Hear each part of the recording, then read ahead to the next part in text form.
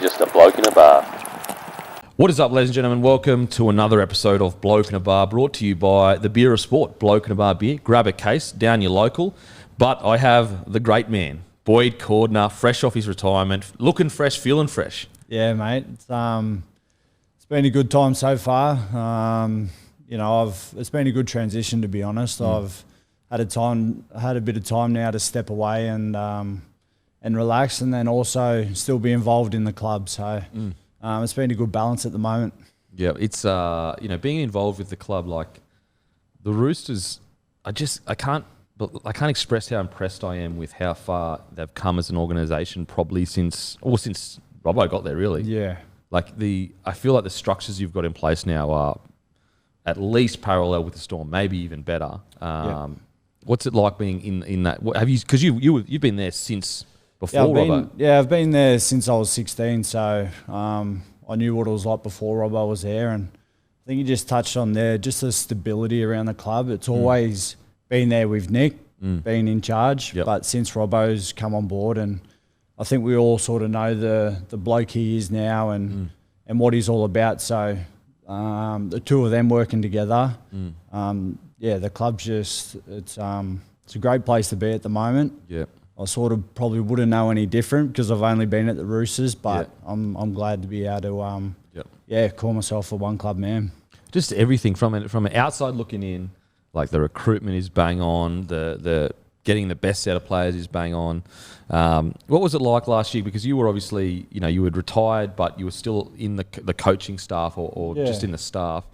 And you could argue it was one of the grittiest years in the Roosters' history. Like, definitely. You could make that argument. What was it like being in it? It was awesome. I obviously went through a bit of a hard time at the start of the year, wrestling with the decision of retiring or not. And then once I made that decision, I think it was about 3 weeks after. It wasn't long after until the NRL moved the comp to Queensland. And I was asked to come up with the team, and I thought it was such a good opportunity to head up there and to be involved still with the team. Just freshly retired and thinking about being locked down in Sydney. If I had gone down that path, I don't know if I would have survived. No. So. To be able to go up there and have that opportunity, and to, like you said, we just touched on there, the way they just grinded throughout the rest of that year, and it was so impressive. And the leaders of that team, Teddy stood up, and then we were talking about just before with Jared and the season that he had. Down to the juniors that debuted and took that on as it was just awesome to be up there. It's. I say this all the time. The Roosters, their external image is kind of like a glamour club, but I think this year kind of just showed everyone there's like this gritty underbelly that you guys have managed to kind of cultivate. Yeah, I think that's a bit of as a team, or doesn't have to be a team, as a business, you need to have an identity. You need to believe in that. We've got a lot of outside perception of what the Roosters are, and some of that's not all good, but we know deep down of who we are as a club and our identity. And ever since Robbo's been on board, and since when I was playing through, and guys like Orbo, Freddy, Jared, PC to an extent when he was there, we found out who we were as a team, and it worked for us, and we kept building on that. So we have a lot of belief in that club, and we've got it to a stage now where it's pretty strong. Yeah, it was just to see like guys that were coming in that were rookies. Yeah, it's very hard to kind of express how a rookie coming in week out just be solid is a massive win. Definitely, it's like a massive win. It was so impressive to see. But I mean, we'll talk about the retirement first. It was really interesting because from the outside looking in, it seemed like a long decision by the fact that you were struggling with the head knocks and injuries and that. What was it as long as it looked in the kind of like, oh, he's thinking about retirement, and that was like what 12, 14 months ago, or was it more of a you got to the end of the year and thought about it? Yeah, I think Yeah, it was quite a long time, but not at one stage did I ever think during that year in 2020 that I was going to retire. Okay. Even after my last game with New South Wales and where I had my last head knock, I was always going to come back and play no matter what. That was my mindset. I never gone, I knew I was in a bit of trouble. Yep. Like I understood that. I wasn't naive to all of that. Yeah. But I needed to step away from the game and step away from everything to have a bit of time on my own, just to obviously look after my health, number one, because to be honest, I wasn't in a good way. Like, especially because I started suffering the symptoms, I think, if you can remember, mid-season when I had a head knock at training, and then I had a bit of time out and then come back. Had another sort of head knock leading into finals, and then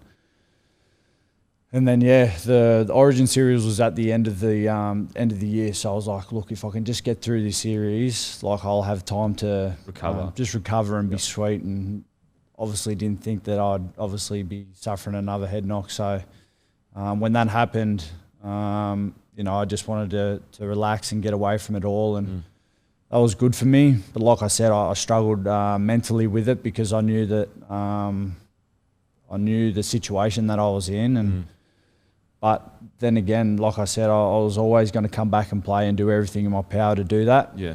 It wasn't until probably Christmas time when I still felt the same way of the symptoms. And so were you feeling kind of lightheaded, headaches? Yeah, so I think the number one thing is that you speak about guys who do suffer the symptoms, is the headaches.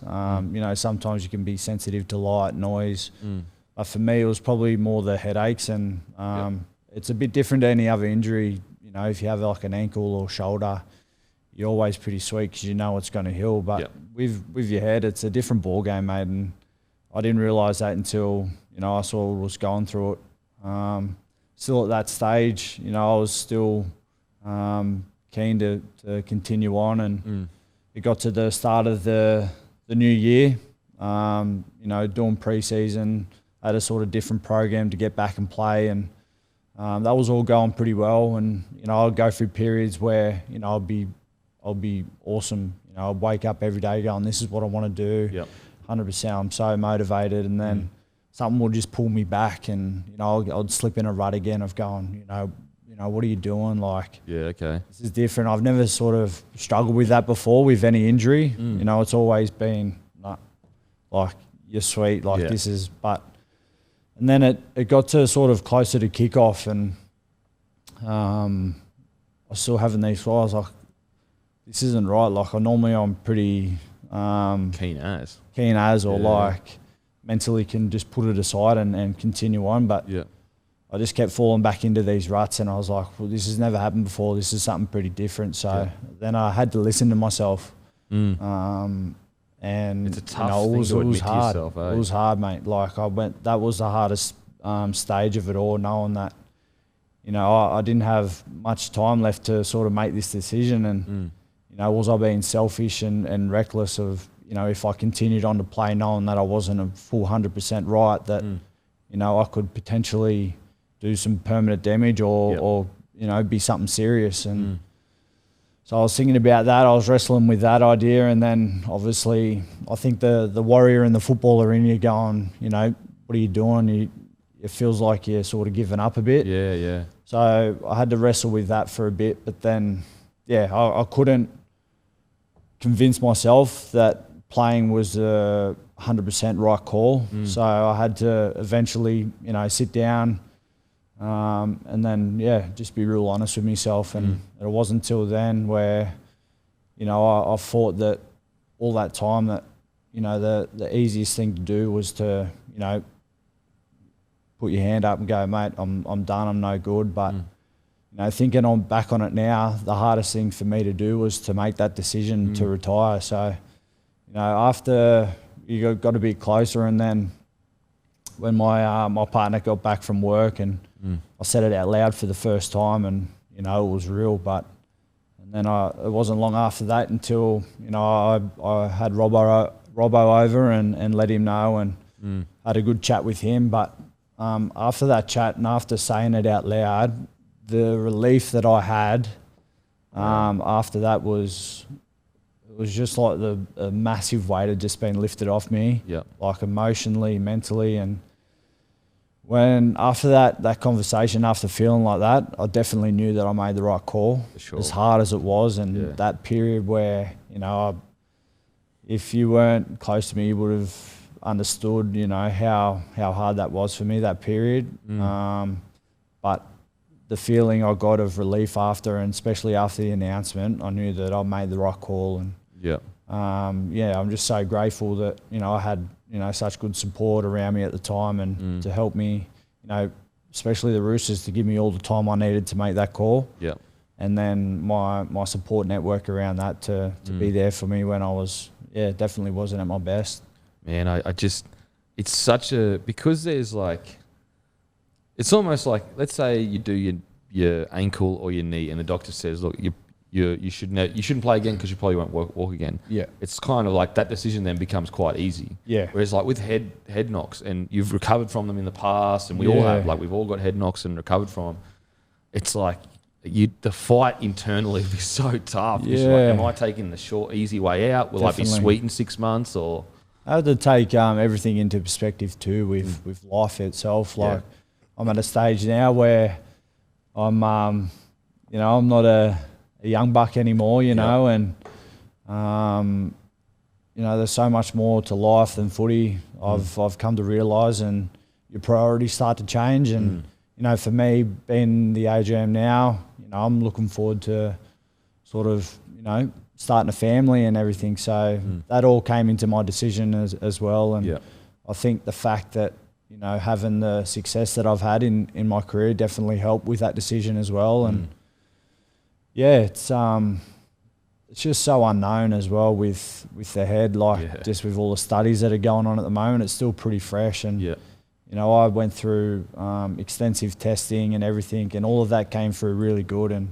you know, seeing specialists and everything. So everything's up to scratch, and they gave me really good reports, but I knew deep down that I just wasn't okay. And here I am now. And so, like, you know, one thing that I was and please, like, this is not, don't take this the wrong way at all. You know, I think you're the one of the toughest players to play. But I was getting concerned towards the end. I felt like you 5 years ago with that head knock, you probably wouldn't have got concussed or knocked out. You would have been able to cop it. And that was what I was like getting really worried about. Is it seemed that like even Freddy to an extent, like it happens to every rugby league player as they get older. When you get those blows, it's harder. Was that something that was concerning you, or you didn't really feel that way? I didn't feel that way at the time, but looking back on it now, I do understand. There was a bit of a trend going on, and you see it happen with other players and that as well. So, you know, I'm definitely not naive to that now looking back. But at the time, I tried to be so like so focused and trying to not let the outside noise, because at that time it was you know, I couldn't turn on the TV without or footy show without seeing myself on a highlight, like being groggy, and then going to the up the road, and, you know, everyone sort of knowing your business. And you know, I like to sort of think of myself as a private sort of guy, but to go to the shops and, you know, people not sort of coming up to say, oh, good game, or look, are you okay? And you know, trying to escape that, and everyone knowing my business. And for me, knowing that I sort of wasn't okay, and I wanted to be like, what are you talking about? Like, I'm sweet. Totally. But I sort of knew deep down that I wasn't. And then with everyone still coming up, and for me trying to get away from it and to escape, but I was just reminded 24/7 by you know, media, which isn't, you know, their fault. That's their job. You know, they got to report on all this stuff. And then for your fan that sort of runs into you down the street, it's not their fault either. You know, they care about you. They care about you. You know, you've sort of been on their television for the last 10 years, and they want to sort of know. But yeah, for me at that time, it was just like, man, like, this is, you know, it was overwhelming. And you've got this kind of like massive internal struggle that you probably just want to escape and push through. Definitely. And as you said, it's that was the battle, man. That was, nah, you're right, you'll be sweet. But then I was like, no, like this is different, mate. Like you got to Yeah. listen to yourself. And until, you know, I like I said just before, I had that, you know, honest conversation with myself, and then to say it out loud, that's when all of that stress and everything just come off my shoulders. And then even now, I'm really, you know, I'm so content with my decision, and you know, I knew it was the right one. Yeah. Do I miss it? 100%. Did it kill me up there with the boys? Yeah. Like it was so tough knowing that, you know, physically my body was probably great nick. You know, it was great nick. Yeah, probably the best in my career. So that was so frustrating. You would have had time to rest it as well. Yeah, definitely. Yeah, I miss all the competitive nature about it all. But talking to people now that I have retired and that were ready to retire, you know, they still miss it. Sure. And even though I wasn't ready to retire, I reckon if I was, I'd still miss it. It's just, I think the competitive beast in you. Absolutely. Like, and look, I had quite a small career, but even to this day, when round one kicks off and that you can see all the boys running up for the kickoff, you're just like, oh, imagine being out there again. Yeah. The crowd. You don't miss everything else around it, like not the training pre-season. Right, when I see pre-season, I'm like, what a good decision. Mate, if you could just get me to game day every week, it'd be sweet, eh? Mate, absolutely. When I see the boys' arse hanging out and all the pictures and that, like Radley's face is falling off because he's fucking in the middle of fitness. I'm like, rah. Oh, man. Especially on a day like today. Oh, fuck. I remember, like, so I'd quit footy and I got a call from the Broncos. And they're like, would you like to come back? And I was like, I'm fucking not doing anything else. If I'm being totally honest. Yeah, sweet, I'll come back. And then like I trained for like 3 to 4 weeks, and the first trial match was in Queensland at Wynnum. And it would have been like 35 degrees, and I was like wigging. It was so hot. Like I couldn't believe it. And I was like, because I just didn't have that fitness in me. Like I didn't have that long 12-week or even longer pre-season. I only had like 4 weeks. So yeah, I definitely, mate, I feel you when you're talking about pre-season. Oh man. So take us back to obviously a young fella, born in Taree. Born in Taree, lived in Old Bar. Oh, right. And you played in the Old Bar Pirates and the Taree Red Rovers. Yep. And so we've spoken before, but obviously the podcast is substantially bigger then. But you know, was it always rugby league for you? Yeah. From a young age. Yeah, definitely. Ever since I can remember, it was rugby league. You know. It was sort of all I ever knew growing up, and my friends as well. And I think, you know, everyone back home knows that sort of rugby league is the number one sport. It's like when I was growing up, it was like a religion back home. So, that was all I ever known, and it was all I ever wanted to do. I can remember since I was a young kid and going through school, I just wanted to play football, and that was it. I didn't really have a plan B. Yep. And was Newer your team, or was it someone else? Nah, to be honest, it was the Sharks. The Sharkies? Yeah. How'd that happen? Don't tell me how. I think we'll scruffle them through one of Dad's old footy bags where he keeps all his old jerseys, and you know, we're just going through that, and I just must have, you know, the Sharkies, liked the colours or something. And far out. So I started going from them, and then ET was me idol. The great ET. Yeah. Far out. So, the Sharkies, I wouldn't have picked that. Yeah. I wouldn't have picked that.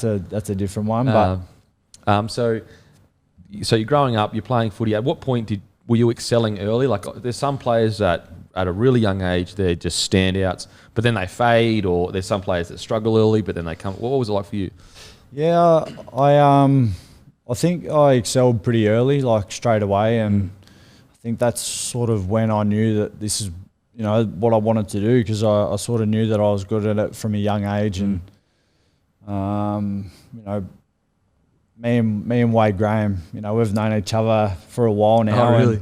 So he's a couple of years older, but our first sort of like running together was it was like PWSA schoolboys under 12s. Yep. And I was only 9 at the time. No way. And so I made the New South Wales team with Wado. So that's how. Wow. That's how long ago that I've started to know Wade through junior rep footy and stuff. Yeah, I think just from making, as you'd know, the sort of pathway to get to the NRL would be, you know, obviously schoolboy teams, your rep teams, Harold Matts, SG Ball and all of that. So you know, I was lucky enough to be a part in all of that through sort of, like the under 15s, obviously the New South Wales CCC, and then you go to the 18s, and then from there, Yep. you sort of know if you're sort of going to make it or not. Yep. Because then you obviously got all the club scouts at them comps, and it sort of just went from there. And so how did it end up with the Roosters, like from Newey? Yeah, it was so I had 2 years of Harold Matts with Newcastle. I was still living back at Old Bar and travelling 2 hours down to training, 2 hours back 3 times a week. Oh my God. So the petrol bill. Holy, so was your father driving you down? Yeah, and the old man used to take me and my brother down 3 times a week for a couple of years. So Mate. yeah, just looking back on, even like saying that now and telling you, and you know, it's just been such a good journey, like just to think about all them times and the journey you had to get to the NRL. But and then it got to a point where I was, I think the last year of Harold Matts, and I was on a scholarship sort of whatever like they are, like or something like that with the Knights, and to be honest, it was just too good of an offer to sort of turn down from the Roosters, and the opportunity to go to a club like that. I understood even at that age how much of an honour it was to even sort of have the Roosters look at you and want you at their club. 2003? Oh, this would have been like 2007.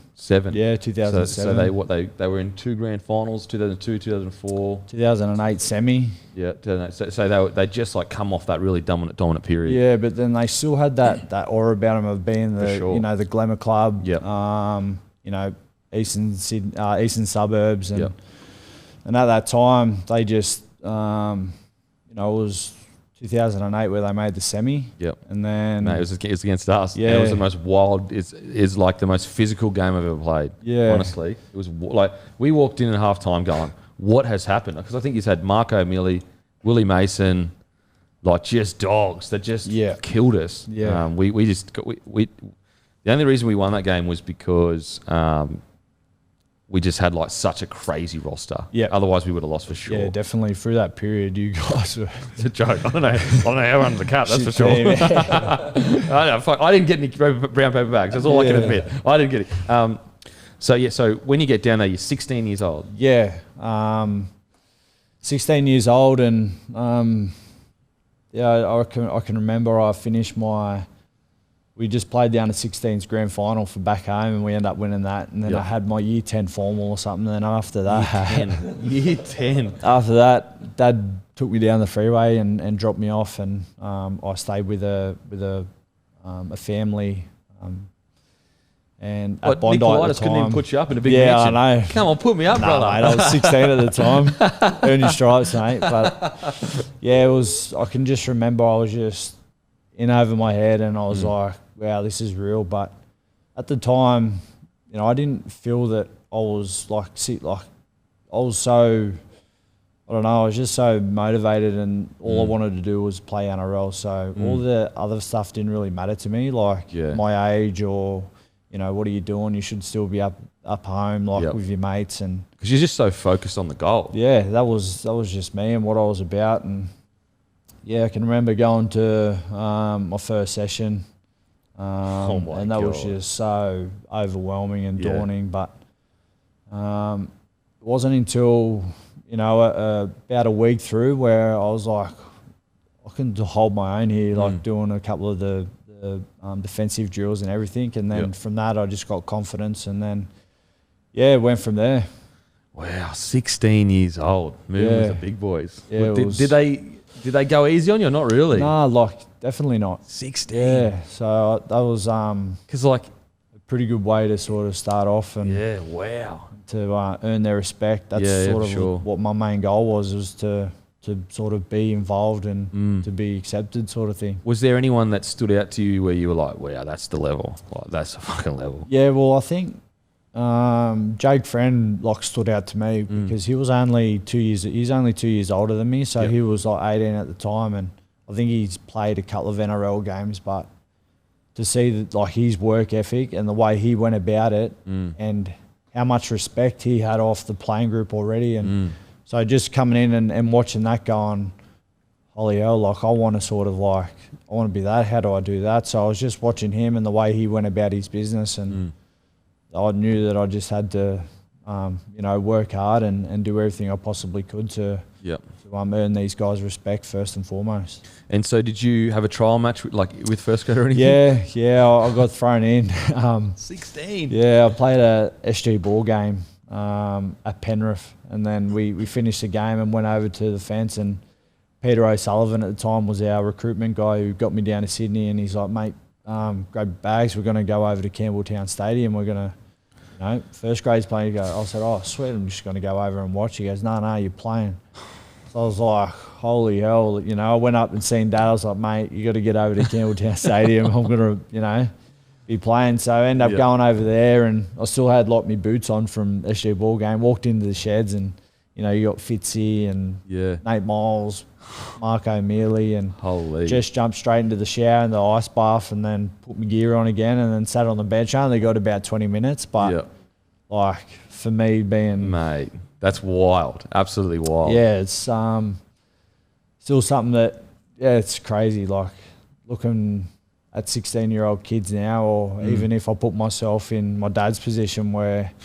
if I had a 16-year-old son, I don't think there's any chance of letting him go to Sydney to, you know what I mean? So looking back on it now, I think, it's probably one of the most pivotal parts of my career. Being able to, sort of either going to be sink or swim, but to being able to come through that and then, just go from there. Mate, it's I can remember when I got my first trial match with first grade, and it was I might have been 17 or 18, probably 18. Yeah. And it was honestly, definitely not ready, eh? Yeah. And so the first year I got there, so I would have been 17. I remember I was playing for Colts at that stage, so under 19s. And our game was before reserve grade and before NRL. And I remember walking past, it was a Bulldogs Dragon trial that was after us. And I remember walking past going, I'll never be that big and strong. Those boys are massive. I couldn't believe it. So to do it at 16, mate, that's incredible. That's actually incredible. Okay, so, but you actually, was it the next year that you suffered the ACL? Yep. And so how did that come about? Was that devastating? Yeah, that was devastating. That was a 2010 season where the boys made the grand final. Todd obviously won Dally M that year. New coach Brian Smith. I remember I had a really good preseason and was probably in line to maybe to play NRL in round one, and then it was the last training session before our first trial. So I got through a full preseason, and then we were doing sort of just a session before we got on a plane to go to New Zealand to have a trial match, and done the ACL, and sort of I sat out all of that year. But when people ask me about how was that for you, to be honest, when you're young, it doesn't hit you as bad as when you're older, and for me mentally, because playing NRL was all I wanted to do, and I was still pretty fresh with injuries and whatnot. So it was it wasn't easy. It was definitely a challenge, but for me to get back from that and be still trying to get back at my best and keep doing what I was doing was quite easy for me, just because I was so focused and motivated of what I wanted to do. Yeah, for sure. I mean, it's funny, whenever you get injuries, when it first happens, I don't know about you, but when it first happens, as soon as the injury happens, in that moment, you're like, oh, no, it won't be. No, it's just something little. Yeah. And then it slowly dawns on you, and then you go see the physio, and he's like, mate, I think and you're like, fuck. Yeah, I think the difference between getting injuries when I was younger to sort of late in my career was mentally for me was so tough, just because of the responsibility that you have in the side. For me as a captain, and then compared to when you were young and sort of you're okay, you can just sort of get by, but mentally between the two at different stages of my career was chalk and cheese, but it's just part of the whole experience of being a footy player. Yeah, 100%. Okay, so you do your recovery, and then obviously 2011 you make your debut. Yep. Was it? So it was round 13, and you played the New Zealand Warriors at SFS off the interchange bench. Do you remember the call up, and was it expected, not expected, or? It was a bit expected. I sort of went through the old traditional way of playing under 20s at the start of that year, and then I played a reserve grade game. So once I got told that I was playing for Newtown, then I sort of knew that it was sort of getting close. Yep. And then had a really good game again in reserve grade, and then the week after I was 18th man, and then the week after that I played. Did you go away? Was 18th man? Was that an away trip? Yeah, it was actually in North Queensland, but I can't remember if we went out after. Which means you did go out after. Yeah. 2011. That's still sort of. Yeah, that's still the time when you can go out and get loose and get your mad cow. The mad cow. Mate, Townsville trip used to be so good. Yeah, what did the boys say? You used to pack your jeans before your boots. Mate, you honestly did. Like, the two trips I used to love were Rockhampton, Rock Vegas in trial matches and that. Because it was like the Wild West. You could do anything. Yeah. And, like, there was no, like, it was like a... When you're in Sydney and that, like, there's a lot of security around, and there's a different standard, I guess, you've got to hold yourself to. Now, it's obviously changed now. Yeah. But, back then it was like... You could be walking the streets on the piss, like, people didn't give a shit. Yeah, if someone really cares about, who you are, they're just, having a great time themselves. 100%. But yeah, Townsville, man, some great times there. Like, what's funny is, like, every single time we go up there, the coach is like, boys, home by 12. Yeah. Home by 12. Yeah. And cunts are rolling in at like 5:30 in their kids. In their, straight on the bus to go to the airport. And everyone's like turns a blind eye like it didn't happen. Yeah. Okay, so you make your debut against the Warriors, and this is 2011 Warriors. This is grand final. So, how'd you go? How was it? What do you remember? Yeah, it was. I remember through the week getting told I was in the gym, and Smithy come up and told me I was playing, and then sort of all the boys were around because we're in the gym obviously, and they sort of heard and like to get that reaction off them and how pumped they were and so like good. Jumping around and jumping on me, and I knew that sort of made it better too. And I reckon that experience of being told you're playing rather than him calling me into his office and telling me, don't get me wrong, would have like you're getting told your dreams coming true, but to have the boys around and to see their reaction was just, it was awesome. And then remember just like running straight outside, getting on the phone to my old man, brother, family, just telling everyone. And the lead up was everything I sort of expected and what I thought I'd feel. I was super nervous, throwing up in the change rooms beforehand. Far out. I come on and played about 60 minutes, I think. So it was a fair crack for a debut. And we ended up winning, handled myself all right, and then sort of started from there. Really? So you stayed in the side for the rest of the year? Yeah, stayed in the side. I think, I'm pretty sure. About 7 matches. So 7. Yep. So it would have been close. Yeah, around close 20 to, would have been. So I don't think we made finals that year. Yeah. So you would have maybe missed like 3 or 4 games over that period. Might be injury or okay, so that happens, and then obviously 2012 rolls around, and you start the year in 2012.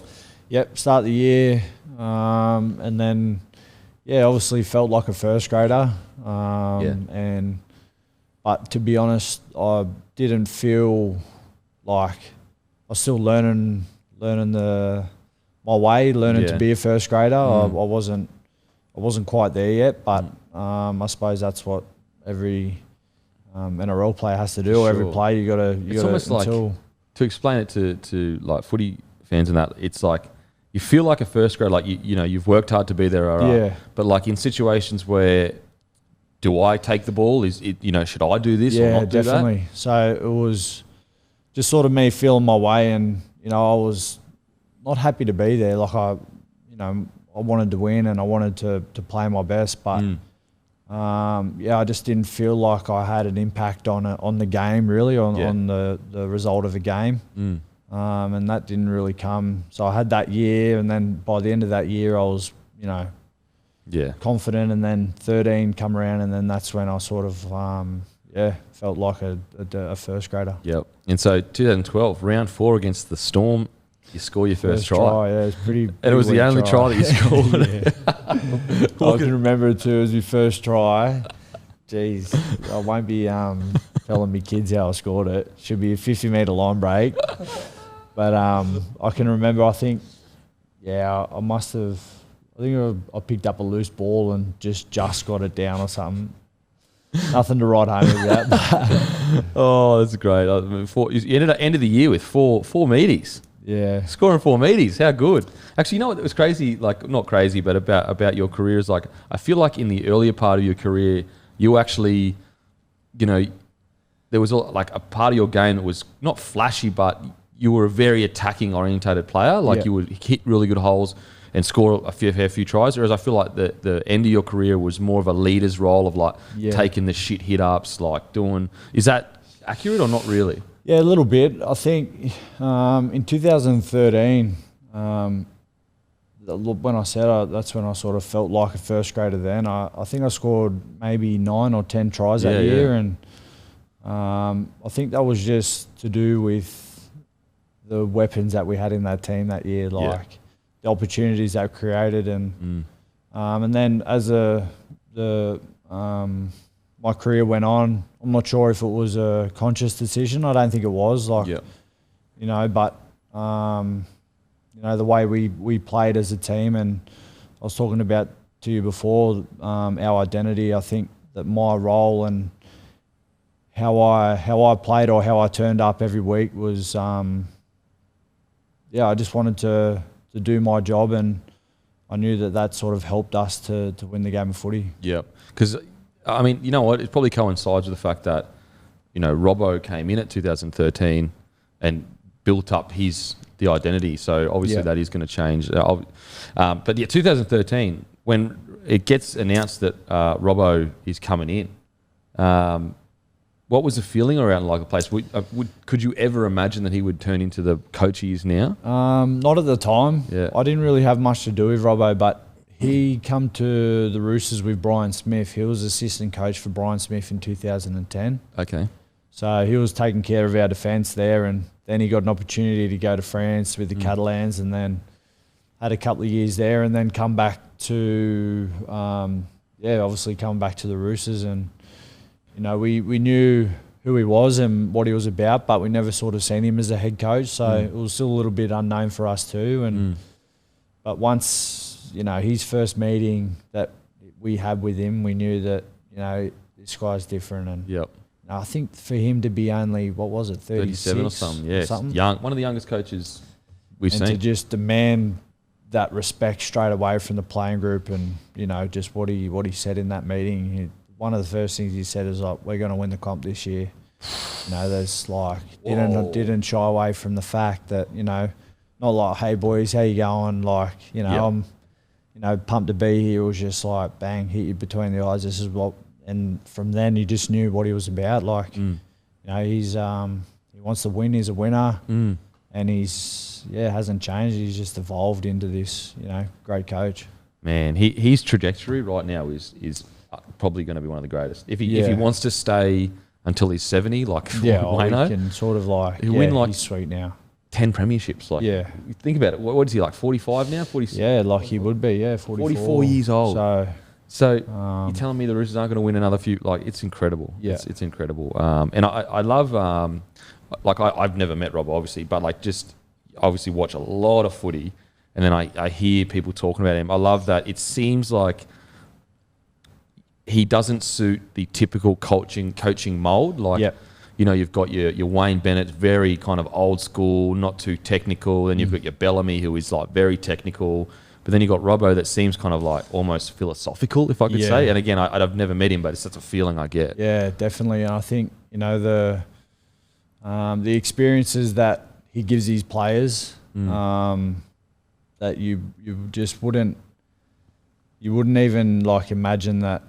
From when I started playing footy to like now, and to be coached by him, and just the stuff that he gets the boys doing outside of football is what's really rounds the players and gives them such a great perspective on what it is to be a footballer. And I don't think I've ever seen a guy who can just be the soul and sort of the guy for the organisation that everyone sort of looks up to, and he's the guy that always has the answers, and he just does it so well. And I was very lucky to be coached by him for the best part of my career. Okay, so 2012 rolls around. 2013. You re-signed for 3 years. Was it always I'm a one club man, or did you ever get some offers from other clubs and you considered it? I definitely got some interest, but I think all of my deals I never come off contract. I always re-signed. I never went to the open market until it was my last contract, where I think it was the end of 2017, where I sort of I wasn't in a rush to sort of do my deal. I had a big year. It was the World Cup at the end of that year, so I didn't want to put that contract talk. I just wanted to concentrate on getting that World Cup out of the way and then talking. So it wasn't until I was like 26 until I had a chance to see what was out there. There was interest, but to be honest, Kempy, it was no chance. It was sort of no chance I was going to leave. And it's you're one of the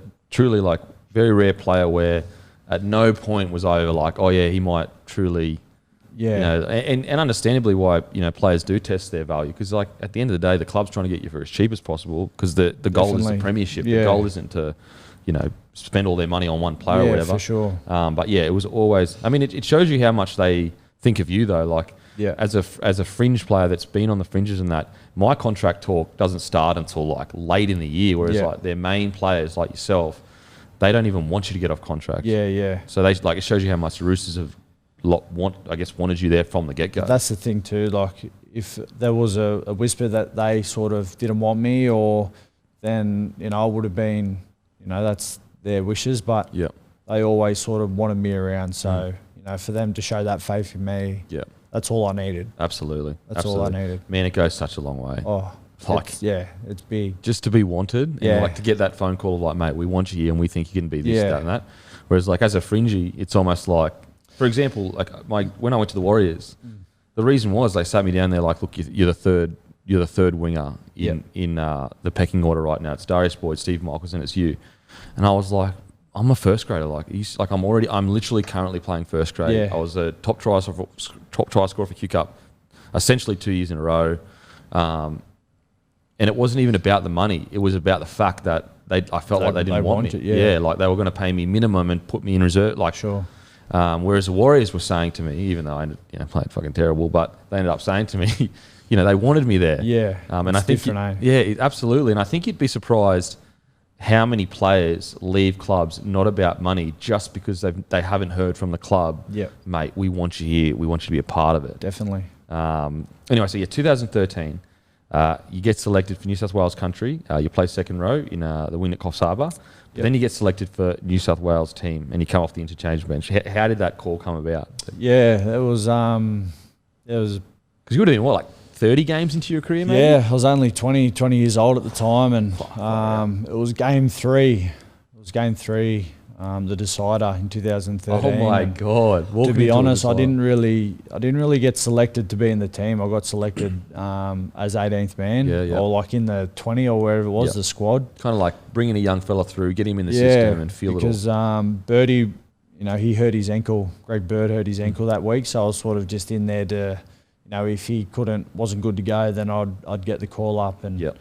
Got caught in there, and that was just a massive buzz just to be in the squad, to be around these guys and to see what, Origin was all about. You know, as a kid, the old cliche, it's all you ever dreamed about. So to be there now, and to be so close was unreal. And then it wasn't until, I was a bit later in the week, and I had obviously a good week of training, and then I get a text from Laurie Daly, who was on our day off, and he goes, "Mate, are you around? Can you come meet me in my room?" And I was like, oh, hang on. I was like, oh, what have I done? The bonded night. Every footy player Yeah, thinks I know. that. Straight away, I was like, oh no. Was I training all right? What did I do with training? And then, so you can imagine your head just going bananas. And then he sat me down and he goes, mate, I'm gonna play you.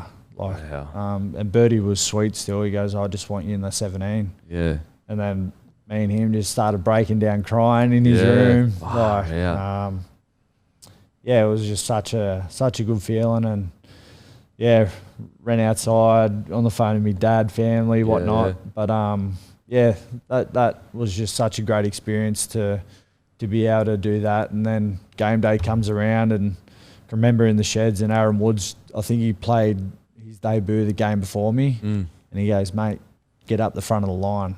He goes, when you run out, he goes, it's going to be insane. He goes, make sure you're up the front, so when they first see you, feel it. The crowd, because it was at Sydney as well, and mate, ran out, and it was just like, your whole body's just vibrating from. It's just something you can't describe that feeling to people who haven't experienced it or who want to know about it. It's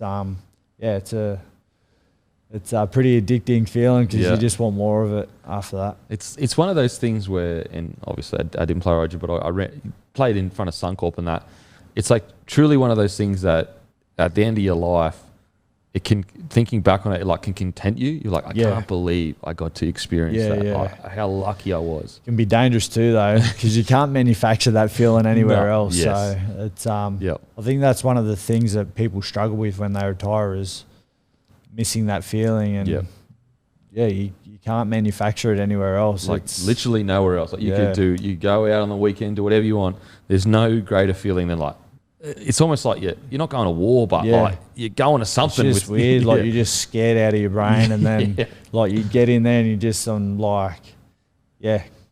then the feeling after the game. Yep. It's just great. Okay, so you come off the bench for the Origin. Yep. So you just sit. What's it like coming off the bench in Origin? Because I seeing the pace of the game. I just wanted to get on there. And then I think Luke Lewis might have strained his calf or come off, and ended up playing a bit of time that game as well. How good. I can remember not being able to feel my body just with the adrenaline, but my lungs were just so gassed. Like I can remember just tasting my ass from like the second I got on to like the full time. But it was just like you just don't feel the contacts or anything just because you're just so amped, so pumped. What was it like? What was that? I guess you've played at literally every single level of rugby league. Yep. What was it like? And 2013, you're playing against one of the best teams ever assembled. Yep. What was the feeling like of the standard of footy? Was it truly? Could you truly notice like, wow, this is a different standard? Yeah, I think it's hard to. Definitely a training, you feel that straight away with training with all the best players, and but that game, I think it's just the intensity. Yeah, like the skill level is still sort of similar to NRL, but just the pace and the intensity that was played at is just like every hit up you're getting shot at. It just knocks you in the face, and you can watch as many Origins as you want, or you can listen to as many people tell you about Origin, what it's going to feel like, but until you experience it yourself, then you know exactly, why it's the best game in the world. It's Origin. So good. Mate, I cannot wait till next year. Yeah. I cannot wait. It's just incredible. Okay, so is there any like small moments you remember when you were out there at all? I remember that game. That was the game of the streaker. Remember that? Oh, the big dude, the big fella, the big boulder. Yeah, it actually come at a good time because we were defending our line and they had to call time off. Oh, he's a New South Wales Fuck. So, tell you what, next series I'm getting nude if Queensland are on their line. Yeah, I'm getting nude and running on. Boys need a break, but I think. Yeah, there's obviously different stories and different like moments throughout the week where you remember, and especially when you get stuck in a hole. I don't know if you do, of going to through your old photos. Yep. And then you go through like times like that, and you're like, it brings back memories. For sure. Yeah. I was going through old photos the other day. It was me working on a fucking coal terminal. A couple of nudes. Oh, well, yeah, and a couple of nudes. Shocking. Not much there, I'm telling you. Not much there. I didn't send it to anyone, that's for sure. But yeah, like it's just, again, like I obviously never experienced it, but for you personally to think of your father driving 2 hours to training, 2 hours home, all that kind of stuff would be in your head just going, yeah, wow. definitely. And then I think for me as well, watching Origin as a kid, and then it was sort of the start of the Queensland dominance, and then having a chance to be able to, you always watch it on telly going, fuck, come on, and then to be there in the moment going, you have a chance here to impact it, this is what you've been waiting for. So obviously didn't happen for another couple of years after that, but 2014 Boom. Yeah. So it was actually Boydo that came in 2013, comes next year, he breaks it out. It's all you, bro. But the sad thing is though, I didn't play the first 2 games of that series. So the record books will say I was a part of the series. I played game 3, so I was a part of the series, but I had no say on the outcome. So, but I'll keep telling everyone that I broke the drought. That's a technicality. Fuck it, technicality. Broke the drought. Tell your kids you broke the drought. Yeah, I know. I can remember. I got injured. Done my syndesmosis. Yep. The game leading into camp, so that put me out for obviously the first 2 games, and then. So it was like it was heartbreaking. Don't get me wrong, but like when you as a New South Wales fan, it was just unbelievable. Did you get to go into camp and watch from the bench? Nah. Because you would have been. I mean, you were still young. Like 22. And you'd only played 1 game, so it's not like you. I only played 1 game, so it wasn't like I was, like captain or a 15 gamer. Origin. So I can just remember that feeling of. Like sitting back and actually just being a fan and watching it, was the best feeling. Mate, so good. 2013 though, I mean, you could argue it's your best year when it comes to like maybe personal form. You could argue, obviously you had plenty of good years after, but you win Dally M second row. You guys win the comp.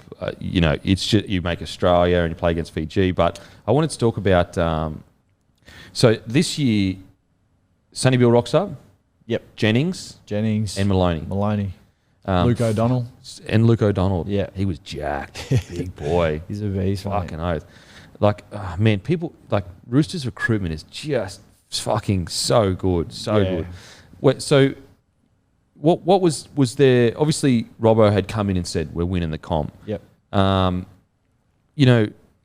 was the unique things that Maloney brought, that Sonny Bill brought? Because there was a lot of people, and don't get me wrong, Sonny Bill probably bought quite a lot. We all know that. Yep. But I think a lot of people miss the fact that guys like Anthony Minicello, and like even Craig Fitzgibbon before him, like there was an older crew that brought in like eating better, all the stretching and stuff. Is that correct or not correct? Yeah, it is definitely. Yep. I remember. We getting all these big names and like there's a lot of firepower there, but I think the staple for our season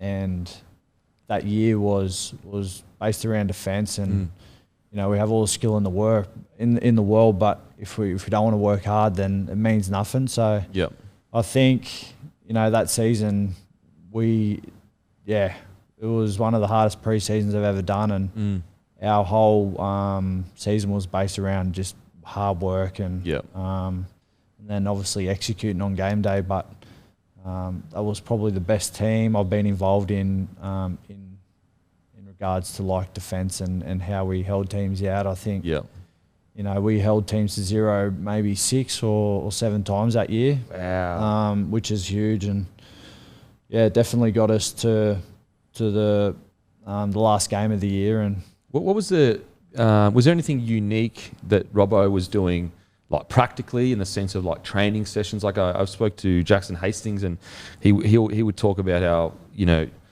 Robbo could tell you like you should be 15 meters in from touch at this point. Like, he could tell you everything. Was there anything unique he brought that year? Yeah, definitely. Just the preparation that he has and the information that you get off Robbo it's crazy, and it's up to you to be able to take that in, or you do with it how you want. When game time rolls around, you're expected to perform, and especially wearing that Roosters jersey, there's been a lot of success in that jersey, so we had a lot to uphold, and I think we knew the opportunity that we had as well with the caliber of player that we had in that team at the moment.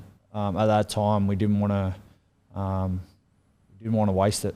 Yep, for sure. I mean, the team you had was incredible. Okay, so the year rolls around, you're playing fantastic, but you injure yourself. Yep. Going into the last few games. Yeah. Walk us through that. Yeah, I done my ankle.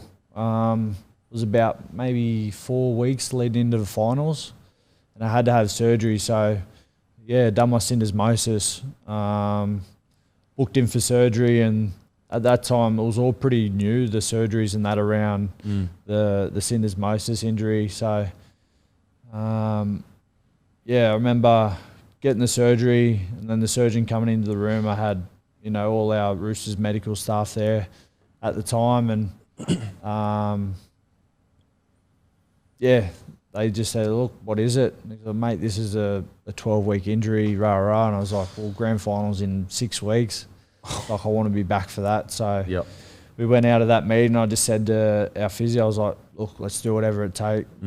You write me up a program to get me back in 6 weeks, and that's what I'm doing." Yep.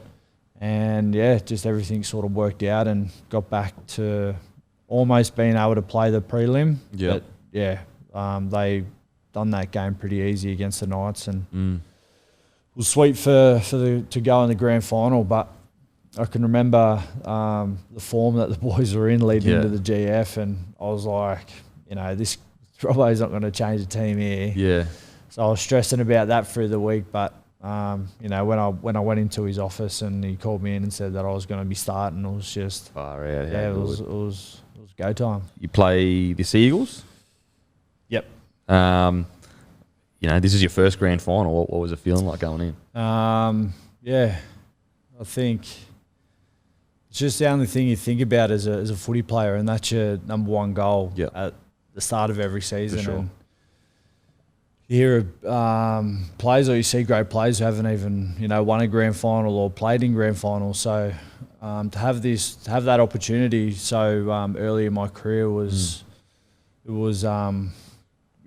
such a good feeling. And I can remember the whole week leading up, and the fan days and stuff. But I think the feeling after was, I don't know, it was just it's hard to describe. It was best feeling ever, just to know that you've just ticked off a dream of yours since you're a kid, and that's all you ever wanted to do. And to do that so early in my career was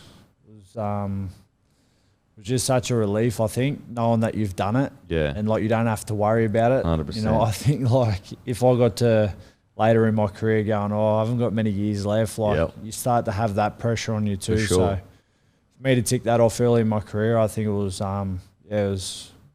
just helped me, I don't know, relax. Yep. Relax. I mean, think about how many great players have won a premiership. Yeah. It's like it's a crazy number. It is. It's nuts.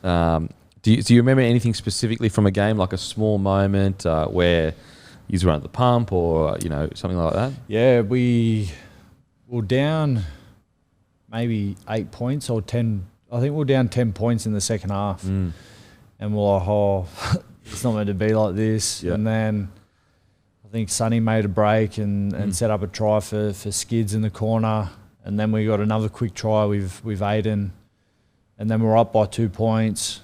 And then it was in the last 10 minutes where, I don't know if you can remember, where Jimmy grubbered it in the in-goals and then looked like it was going dead for all money, and then Jenko just screamed through and got it down. And holy shit. Ended up smashing his back. But I can remember I was on this side of the field and he put the grubber in, and I was like, that's going dead for sure. So then you see on the video, on the replay, you see us all sort of head back to the 20. Yep. It's like, fuck.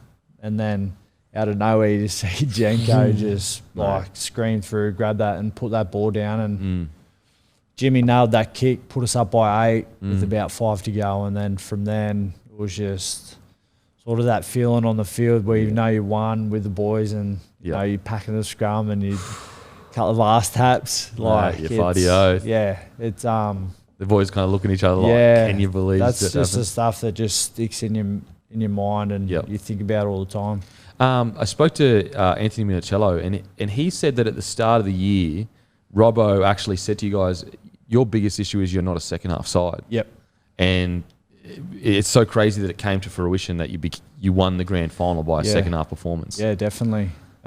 We sat down. I think sort of most teams do that, but we sat down. I remember we were on a camp, pre-season camp, and we had a few meetings, obviously, and sat down and we went through, you know, why haven't we been good? Like, what's wrong? And then we went through in like different groups and, you know, presented of, you know, what sort of other teams would think of us, what we think of ourselves at the moment, like real honest. And then we went from there. It was like, well, what do we want to be? And then we put up, you know, all these things on the board, and that sort of started to create that identity of what I was talking about to you before. And we believed in that so much, and you know, to have, you know, the whole squad believing in everything that, you know, we've put up is pretty powerful. Absolutely, it's really interesting because like in footy or in business, it's very important to have those conversations. Yeah. Like just last week,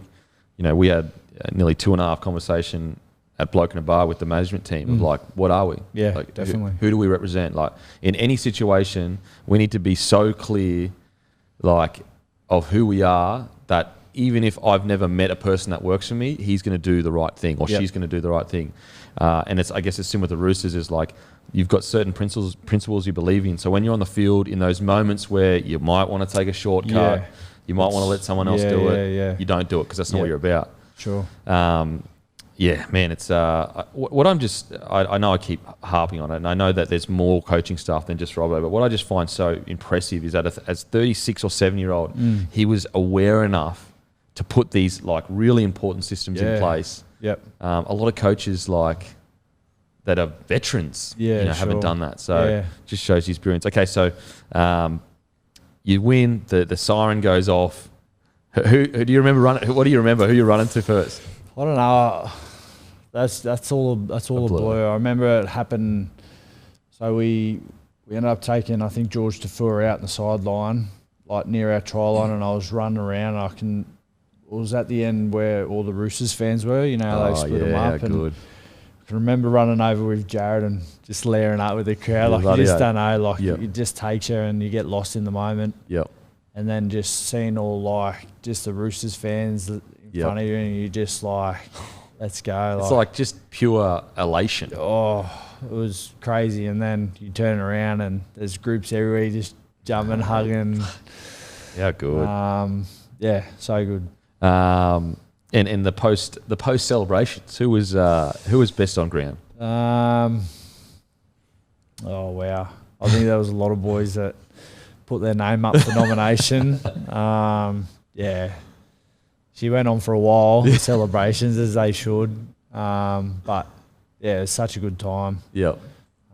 Great times had after. Yeah. And a lot of stories too. Any shenanigans that obviously you can share? I'm sure there's plenty of shenanigans you can't share, but any shenanigans that you can? It was just a good old fashioned rip and tear. There is, but I'm not going to throw anyone under the bus. Man, I always, whenever I think of that, I always go back to, I think of Dylan Walker, who lost his fucking ring over the boat. That would, bro, I would be so rattled with that. He was in tears too, mate. I was saying. That would rattle me. Just think of like, that's the ring that was given to you. I think he got another ring. Yeah. But to me, that's just like. Well, there's one. It's not a great story, but I can remember. So we won that night. Went back to the leagues club, and then we sort of stayed there until the fan day the next morning. So you can imagine the state we were in that next morning, like going to the fan day. So we had to go back to the stadium, and within that time, the Kangaroo squad got announced and I got named in it. And I sort of didn't know. And we all went back to the stadium. We were walking into the headquarters to get ready to go out. And we've all haven't slept. We're like dusty as. Pissed as. And then I get all the media and the cameras just rush me. And so you didn't know when they're rushing you? I didn't know at the time. And they're like, oh, congratulations, you've been, selected to go over and tour. And I've just gone what's doing? I had sunnies on and I'm just didn't know what was happening. And I just remember I just said, oh, I feel really good. And I was like, I'm sorry, guys, I can't talk to you, Zay. And I just ran off inside. And I remember getting our media, Alex, our media lady, and I was like, was that okay? I can't talk to him. I was like, I can't remember. I can't even spell my own name. Sorry, guys, I can't talk to you. I can't talk, and just gapped it. You know what? It was probably the smartest thing you could have I know. done. That's why I was like, I can't be here. I can't be here. Talk about head noise. Yeah. As much as I wanted to just soak it all in and be there, I was like, nah, get out of there. Yeah, you're smart. You don't want to be that interview that's thrown back every year, like when Boydo was like, "Fuck yeah, that's fucking sick." I know. That's why I was I was so conscious of that at the time. I mean, talk about you're on cloud nine. You've just won a premiership, and then you're going to make your Australian debut, or at least be in the squad. Did you take it in then, or did you wait a week and then kind of I took it in all at the time and just went with it. I can remember I got a bit of advice off Lukey Lewis, and he said when he won it in 2003, when he was real young too, he's like, if I could go back and do it all again, I'd soak every moment up and I'd just go with everything. I took it a bit for granted, he reckons, because he was young and he goes, oh, it will happen again. But yeah, for sure. I remember him saying to me, one Origin, I think it was maybe even that year leading up, and he's like, yep, if I get back and do it again, I'm just going to soak it all up. So I just made sure I was like, look, just be in the moment and just live it. Don't think about, 2 weeks' time when you're over there, just celebrate. Soak it all up, because it is so true what he said. Mate, it's what an incredible win. And I guess as well, it was really good for the club. Obviously a premiership is always good for the club, but you guys had probably 5 of yous that were kind of, again, this is outside looking in, 5 of yous that were core members that were really, I guess, open with each other of taking pay cuts or just understanding that you needed a core. Do you feel like that premiership really set you up to it confirmed the kind of chat that you were having with each other? Yeah, I think so. I didn't think we had chats specifically about staying at the club. Everyone, I think that was there, wanted to stay no matter what. And we come through a time where we were still pretty young. In 2013, I was 21, Freddy's 22, 23. Jared, same. Sean Kenny Dow, Piercy, Albo. And, we our first full year together was 2009, where we were in the first grade squad, and then went from there. So we had 2010, obviously they got beat in the grand final, but then 2 average years in 11 and 12. And then, so that's a fair bit of time together already before our first premiership together. And I think, like you said, I think that just solidified of what we wanted to create. Because once you get a taste of that success in grand final, it's all you ever want again. You don't want to let it go. So that drove us for so long after that. Getting a little bit ahead, making the prelim in 14, getting beat. Prelim in 15, getting beat. 16 was a write-off year, and then 17, prelim, getting beat. So we knew, how hard is this? And then, 18, 19 rolled around, and they were just too, can't really explain them years, but it was awesome. So because you won the minor premiership 13, 14, 15? Yep. And so, that would sting massively. Yep. Was there a shift in, I know, for example, Craig Bellamy, there was a period there where they placed a lot of emphasis on the minor premiership. Yep. But, I mean, again, this is all just reportedly, but there seemed to be a shift of like, don't get me wrong, great to win the minor premiership, but the big dance is what you want to win. Definitely. Was that something you kind of discussed or not really? Didn't Not really? really. I think, our mentality at the Roosters was to win everything. Yep. So, we wanted to win the minor premiership. Mm-hmm. We wanted to win the comp. We want to win every game we play. Okay. So we never shied away from that. And I think we knew when Robbo come, because we've probably been favourites for a while, and we didn't shy away from that tag. We go, all right, well, we can't control that. That's all just outside pressure, outside noise, but we know who we are as a team and we know what we want to do, so that's not going to affect us whatsoever. So it wasn't a case of, let's not win the minor, or, you're not putting as much emphasis on it. But we're just like, no, it is what it is. Let's go win it. Yep. Okay. And so, again, 2013, you score 9 meaties. 2014, you score another 9 meaties. Yeah. Try scoring machine. Try scoring machine. So 2014, obviously, you play the last Origin game. But 2015, that's when the first time you ever play all 3 matches for New South Wales. Yep. And you're also awarded the Jack Gibson Player of the Year for the Sydney Roosters. Yep. So, like, these last 3 years for you are just, you're just going from strength to strength to strength. Yeah. Did you feel that? Yeah, definitely. I had a great year. Obviously, was probably 2013 was my breakout year, and then 14 we were really successful again. It wasn't until 2015 where I sort of felt that I was a sort of a senior guy in that team now, and I just couldn't rely on what I was doing before that would get me through, So I wanted to sort of elevate my game, and I don't think it wasn't until 2015 was, where I sort of felt that that responsibility of, you're not just, you can't just go through the motions anymore, or, you've got to take on that responsibility of trying to have an influence on a game. It's almost like you go from, you're doing your job to the best of your ability to the result. Really, you are really responsible for the result in a sense, kind of thing. Yeah, there's definitely, like, as a second rower, as a forward, like, obviously the pressure lies on the halves and everything like that. But as a senior player, you're, people are looking up to you, and you have an influence on the players around you, not only on your game now. Yep. And so, you have this great 3-year run, and you're flying high. 2016 rolls around. Yep. The Pierce incident happens, which is, when looking back on it now, it's like, oh my God, I can't believe how dramatic that made that. But anyway, that is what it is. But you just have a year riddled with injury. Yep. Is that correct? Yeah, started off the year with my pec. So I missed the first, the first like 8 weeks of that season, and we had Jared out. He was still coming back from his knee, Pierce. So we had a pretty horror start to that season. I think we went 0-7 maybe, which is tough to come back from. And then got back and played a few games, made Origin, and then I broke a bone in my foot.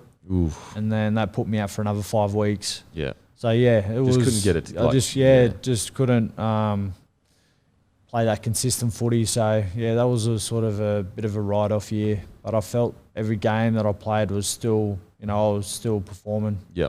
It's just more the momentum. You couldn't get that momentum. Stay on the field. Torture, absolute torture. What was it like? 2016. It was such a blip on the radar for you guys, because I think you finished 15th or 14th. Yep. And what was the coaching staffs? What were they saying? What was it? Yeah, we still remember we still had that belief that we were going to win every game. It was just a culmination of a lot of things. I think obviously the start of that year, we've missing a lot of senior players. We had a turnover too. James Maloney left. Michael Jennings is gone. Yep. So you start to, see a different sort of look of a squad. We were real young. I think we had real young halves to start the year. Was Jackson Hastings and Nicarima. Oh, Yeah, so they were our halves while Piercy was out. So we it was a turnover, but it was a great sort of like learning curve to go through. You don't want to have them years for your career, but I think it was we saw not one stage did we have one sort of crisis meeting, or because we knew that we weren't far off. We were close in a few of those losses, and we were still pretty confident in who we were as a team. Yeah, it's such a delicate balance. You don't want everyone's head falling off having crisis meetings every second week, and then they don't work, and everyone's like, it gets worse because it's like we had a crisis meeting and no one did anything about anything. Yeah. And also, you've got to keep the confidence up too. Sure. Yeah. Anyway, so 2017 rolls around, and you captain New South Wales. Yep. Do you remember the conversation for that? Captain of the state. Yeah, that was with Laurie. Called me up after a game at Penrith, and I was driving back in, and we're obviously going into camp, and he goes, mate, I'll see you on Monday, and then he goes, I want you to be my captain as well, and I was just I was 20, still young. I was 24, I think. Wow. And were you already co-captain of the Roosters or not yet? Yes. Yeah. So I just become co-captain in 2017. Okay, so Roosters. Same year. So same year, and then Laurie wanted me to be the captain of the Blues, and I can remember clear as day that conversation. Yeah, mate. Was it even more pressure then going into games, or you were mature enough to? I sort of, to be honest, I was still learning the whole captaincy thing on the run because I was still young at the time, and I was still learning even to when I retired about what it takes to be a good captain, and but I think there's a lot of pressure of you to be someone that you're not, and I sort of felt that pressure at the start where I was like, I'm captain now, I have to act a certain way, or I have to say this at this time, and when I come to terms with you just be yourself, like that's why you got selected. Yeah, so I didn't try to manufacture anything, and once I sort of come to terms with that, then I just relaxed into that role, and just sort of fit, and I felt confident with it after I just chilled out, because you're like you hear when you're doing interviews, they're like, oh, you've learned so much off the captains before you, what are you going to do? And you're just subconsciously going, oh, well, what do I have to do like them? I was no, that's what made them great. That's them. Like, I don't have to be them. Like, I want to sort of create my own path in this, in my career with the captaincy, and just went from there. It's such an interesting thing, because at like 24, 25 years old, you're totally right. Like, do I have to say a rousing speech before every single game, or is it you just follow my actions? Some people are talkers, some people are actions. It's a hard thing. Yeah, so it's about getting that balance right. Like, you can't be a captain, be the quietest bloke in the team, but then again, you get captains where they, that's like talking in front of a group is not the most comfortable for them. So then they, adapt and learn in other ways. And I suppose that's what makes, captains different and unique, and some successful and some not. Okay, so 2017, you play in Origin again, 2-1, a close 2-1 loss.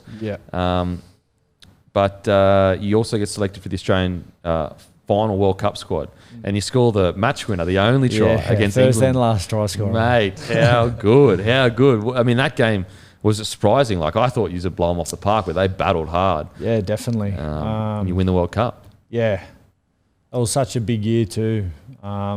Personally, I think, performance-wise for me, it was probably my best year of footy. Really? Yeah. Wow. And then to that Origin series in 2017 was it was heartbreaking. We went up to Queensland game 1, we got the job done, and then back in Sydney, and we were up, I think, by 10 points with maybe 20 minutes to go, and we got done right at the end, and What was the play that did you? Well, I think they marched the field and scored, and then Thurston had to kick it like he does. And he nailed it. The bastard. Yeah. Oh, man. And then he nailed it with like maybe a minute to go. So Yep.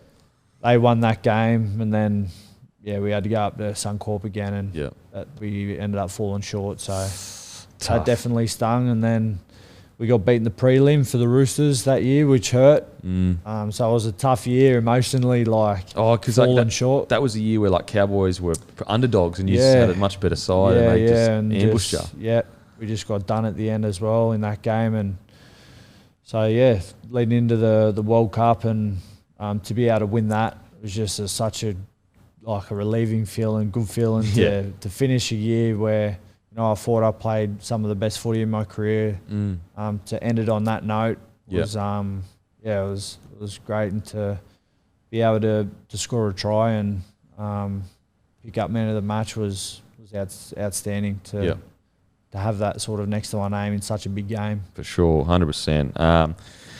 2018 rolls around, you're again named captain. And 2018 also first year of Freddy, or was it 2017? No, 18 first year of Freddy, Yep. And so, being named captain again, what was the experience like because obviously Freddy has his way of doing things. Sure. What was that experience like? Yeah, so it was a bit of a different year just because we come off that Origin loss. So there was a big fallout after sort of that series, and then coming into the 2018 series, there was talk about me not being there or shouldn't be selected, and there was a bit of talk in the media about that. And straight away Freddie called me and goes, "Mate, give me captain, first pick." And then we talk about it for the confidence that gives you was just it was great. It was different. Freddie's a different cat, and I think we all know that, but that's what makes him so good. And I love Fred and the time that we had together in the Origin arena, and his different philosophies in coaching. And then, it was just a whole new look team. I think he debuted maybe 11 in that first game. Very young side. Which is the staple now of that, of the team now. Most of them boys are still playing. So, he put his balls on the line, and, it paid off. And, it was a tough series. We got the win, and that was big for me because it was only we spoke about 2014 and had a laugh. So I felt like it wasn't I didn't win a series. That's just naturally how you feel as a footy player. So that Origin was still missing for me, that victory and the series win, and to be able to get that monkey off my back was so relieving, and to be able to be captain and then to be almost not be playing. So like with all the chatter and the chat, and then you're thinking, adds to the pressure of it all. This is my last chance. If I don't deliver here, then I don't know if I'll be able to get another game. So to have that all just work out the way it did, it was just it was crazy. And talk about seasons. I mean, so you win your first series Origin 2-1, but then obviously you win your fourth minor premiership in 6 years at the Roosters. And then you co-captain the Roosters to defeating the Storm in the grand final, and it was, that whole Cooper Cronk yarn was just talk about footy drama. I love it. I love it. I was reading every report. I don't care if it was true. I want to just get amongst the drama of it all. But so you're leading into that final. What was that you've been in 3 grand finals now, correct? No, that was my second one. Yep. But as in you've been in 3 total? Yes. And so was that a very unique build-up? It seemed unique because of the whole situation? Or it was. And I think we knew as well how serious that injury was indoors. Like we knew that, he'd broken his shoulder blade. And as a footballer, I thought, he's not playing.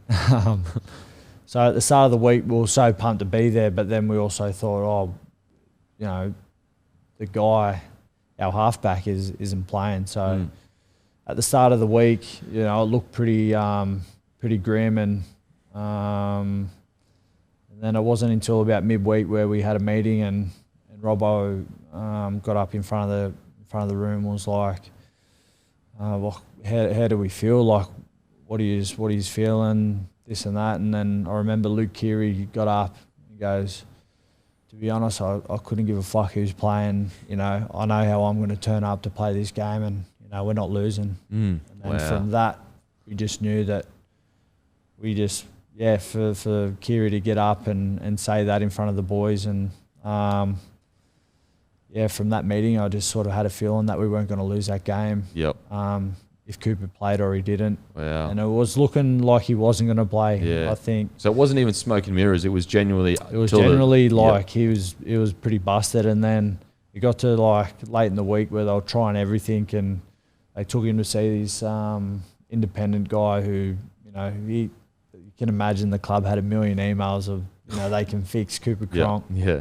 I don't know what led him to go, oh, okay, yep, we'll go and just check this guy out. So on the way to check this guy out, Cooper wasn't playing. Wow. He was, and then he goes, well, I'm just gonna, you know, have one more shot in the dark, and you know, I don't want to leave any stone unturned, and you know, I can live with myself knowing that I've done everything I could. Yeah. So look, let's just go and check it out. So went and seen this guy, and then definitely what he was gonna do before the game worked for Coops, and then he called Robbo on the way back in the car. Goes, I'll play. Oof, and that was maybe like the day before. So wow. Yeah. And what's so incredible about that grand final for you guys is like, you didn't just win, you dominated the game against the Melbourne Storm, and that was red hot. Yeah. You know, being out there, in my opinion, it was one of the great performances by a half from Keary. Like, he played so well. Yeah. With you know, Cooper Cronk was on the field, but he was almost a spiritual leader. Like, you definitely. know, like, what was it like on the field for you? Yeah, I still say this to everyone that asks about that game. It was the best game that I've been, the most complete performance by a team that I've been involved in sort of like that in the NRL. And to see like, to do it in the grand final against a team like Melbourne, where you hardly ever see scores get put on them ever. Like, it's always, if they lose, they're only losing by 2 points or 4 points. So the way we attacked that game, you know, that first half was, I think, the best half of footy that I've been involved in, and it sort of set the tone for the second half. I mean, it was just such a dominant performance. And I guess from your perspective, it's a finals where, you know, probably the last 15 or 20, you probably knew you had it, so you could kind of enjoy, really soak that last 15 in. So I was like, probably not the last 15. That's a bit of a stretch. You know what? I would have done that, and we got to fucking beat. But it was probably like the last 5 minutes, like a bit maybe like inside 10 minutes, where you're like, okay, you're starting to do the math of how many times they will get the ball back and the chances they had, and then. Yeah, just to soak it up in that last little bit was, it was awesome, and just the thing I went back on to, you know, make a grand final early on in my career, but then to realise how hard it was to get back there because of, you know, we lost 3 prelims after that. So you got to make the grand final, but then you got to win it as well. Totally. Like, it's a fair mountain to climb, and to do that again, it was just. Yeah, I think that was. Yeah, I'm not going to say that was the most satisfying GF win out of the 3 of them, but like to realise how special it actually was to be able to win a comp again.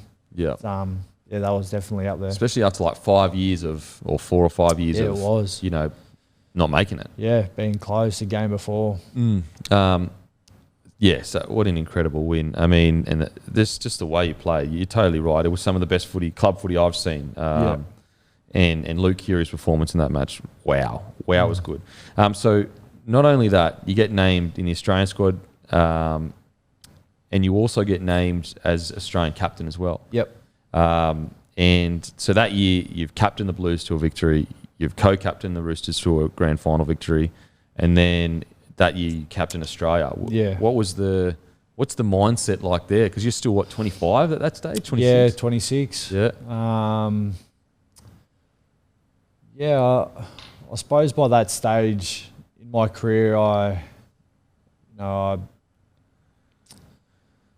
when you say 26, you think it's still pretty young, but I've felt that You've been there 10 years. I'll say I've got an old head on my shoulders. And I definitely look it. I didn't look 26 at the time, but it was it's hard to describe. Like I just come off that grand final win, and then I got a call on like the Tuesday where I was still sort of like partying, and and then Mal's on the phone saying, "Mate, I want you to be captain." And then like it's just you don't know how to really describe the feeling. Like it's just so satisfying at the time, and then to know then that you got a job to do a week later in the green and gold jersey, and to lead them boys out was just an amazing feeling. Absolutely incredible. So it's 2018 when you played Tonga, or was it 2019? Yeah, 18 we played Tonga, and 19. Yeah, okay. We beat Tonga in 18, and then they won. And then 19. they beat us in 19. Okay, yeah. So we'll get to that. But so 2019 rolls around, and you win the series in Origin. But we hear it so often, like not since the Broncos had a club one back to back. Where are you going to find the passion, the fire? How are you going to do it again? Yep. What was the conversation like internally?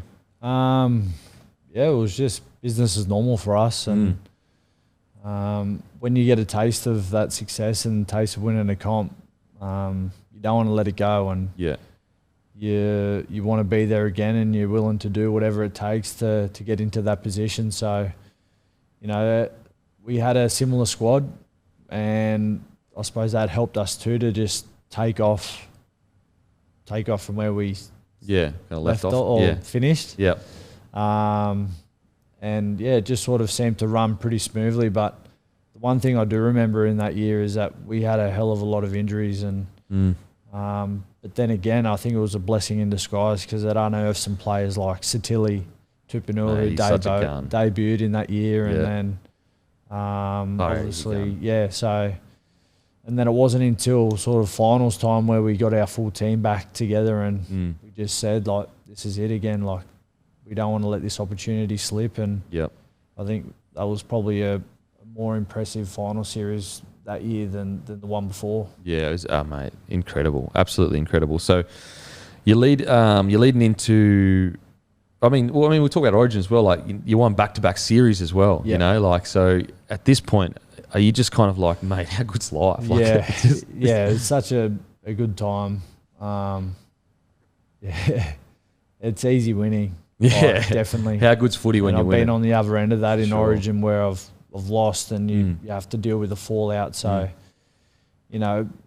rugby league, it's a success-driven sport. If you don't win, then what are you doing? You're not sort of relevant, are you? So.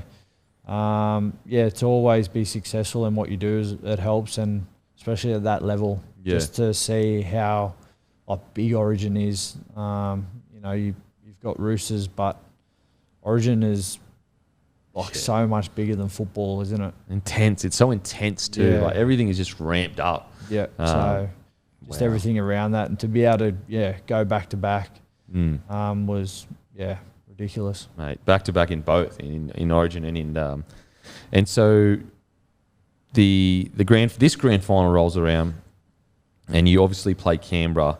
Yep. And I would argue that grand final, we saw some of the best goal line defence we've ever seen. Yeah. Like, I don't think people give enough credit to, the controversy or however what you want to say it overshadows the fact that you guys defended your line for probably like 8 sets in a row. Not 8 sets, like maybe 6 sets. There's a lot of sets. Oh, it felt like the whole half, the whole second half, to be honest.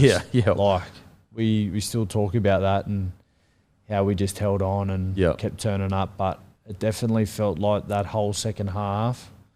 Looking back on the game now when it's being played on Fox and you sit down and I don't think we had one good ball attacking set.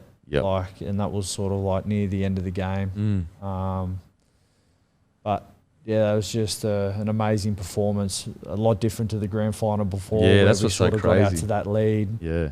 But then it was in the balance for so long. And then obviously when Teddy went through and it was about maybe 6 or 7 minutes to go. And yeah, I just felt like we also had Cooper get sent to the bin. Yeah, yeah. What What are your thoughts on that? Do you think it was a deserved? Because it was pretty controversial. Yeah, it was close. Like, yeah, it's hard. I don't know. At the time, and as a Roosters player, or if you're a fan, you go, no chance. But yeah, if you're a Raiders fan or someone looking at the other end, you can see why. But it was just it's just hard. Like, it's such a crucial, you just don't know, game. Yeah, you just don't know if you want to make that big call, do you? For sure. But yeah, far out. It was I truly believe, like, when we saw your attacking prowess in the grand final before, the defensive was just incredible, and your ability to you basically had one chance that whole second half, one chance to win it. And I've watched the play so many times, like the way everyone's ass is hanging out. You take that strong hit up, you get a quick play of the ball. Kiri comes out, looks down the short side, just like Trell's flick. The ball's on the man to throw that flick. Like at that stage of the game, and like I'm going down with that ball. I'm holding on this. The strapping it difficulty level of that pass, or that and he just cool as you like. That's just why Latrell is the player he is. Yeah, for sure, absolutely. What's interesting about that grand final as well is Kiri shouldn't have played either with his ankle. Yeah, he had an operation straight after, didn't he? Yep, he done his Cindy, had to get knocked. Fuck. So he was out most of the finals. Yep. With his ankle injury, and then there was a cloud over him not being able to play, but he got through. And then, I don't think, they told the team how bad it was. I think they just sort of kept it between the medical staff and Kiri, because they just didn't want us to think that he was busted. So, wow, the way he played and turned up that game, and then he went straight in for surgery the day after. Mate, so it's incredible. That's incredible. So sorry, just take us back. Was it 2018 where Teddy scored the match winner Origin, or 2019? No, it was 19. Yeah.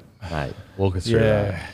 Yeah, that was... I thought we had you. That was a fairy tale, right? Like, the amount of times that Queensland's done that to New South Wales. I thought we had you. We're coming back. We're coming back. And then, just the way that panned out, it was a dead set fairy tale, eh? Yeah, mate. And just looking at all the time it gets replay, I was like, how did that pan out like that? Was it your play the ball again to Cam Murray, to Mitch Pearce, to Fergo? Yeah.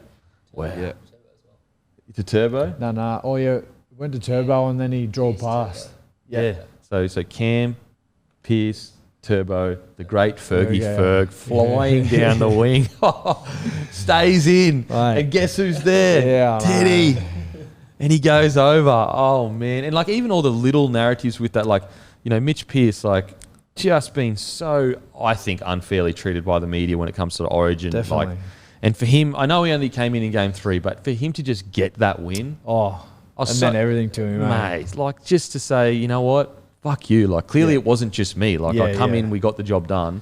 So, like, even though I was Devo, we lost, I was really happy for him as a bloke. Like, definitely, yeah. Fuck, it's tough. So when you're seeing, at what point did you go, we've won the game here? Like seeing Fergo down the touchline, or? Yeah, so like straight away you look for, are we sweet? But then you look at the replay and you're like, fuck, you're still looking, because it's too good to be true. You're like, nah, this has to be like taken away. You're waiting for a whistle or he's put his foot into touch or something's happened.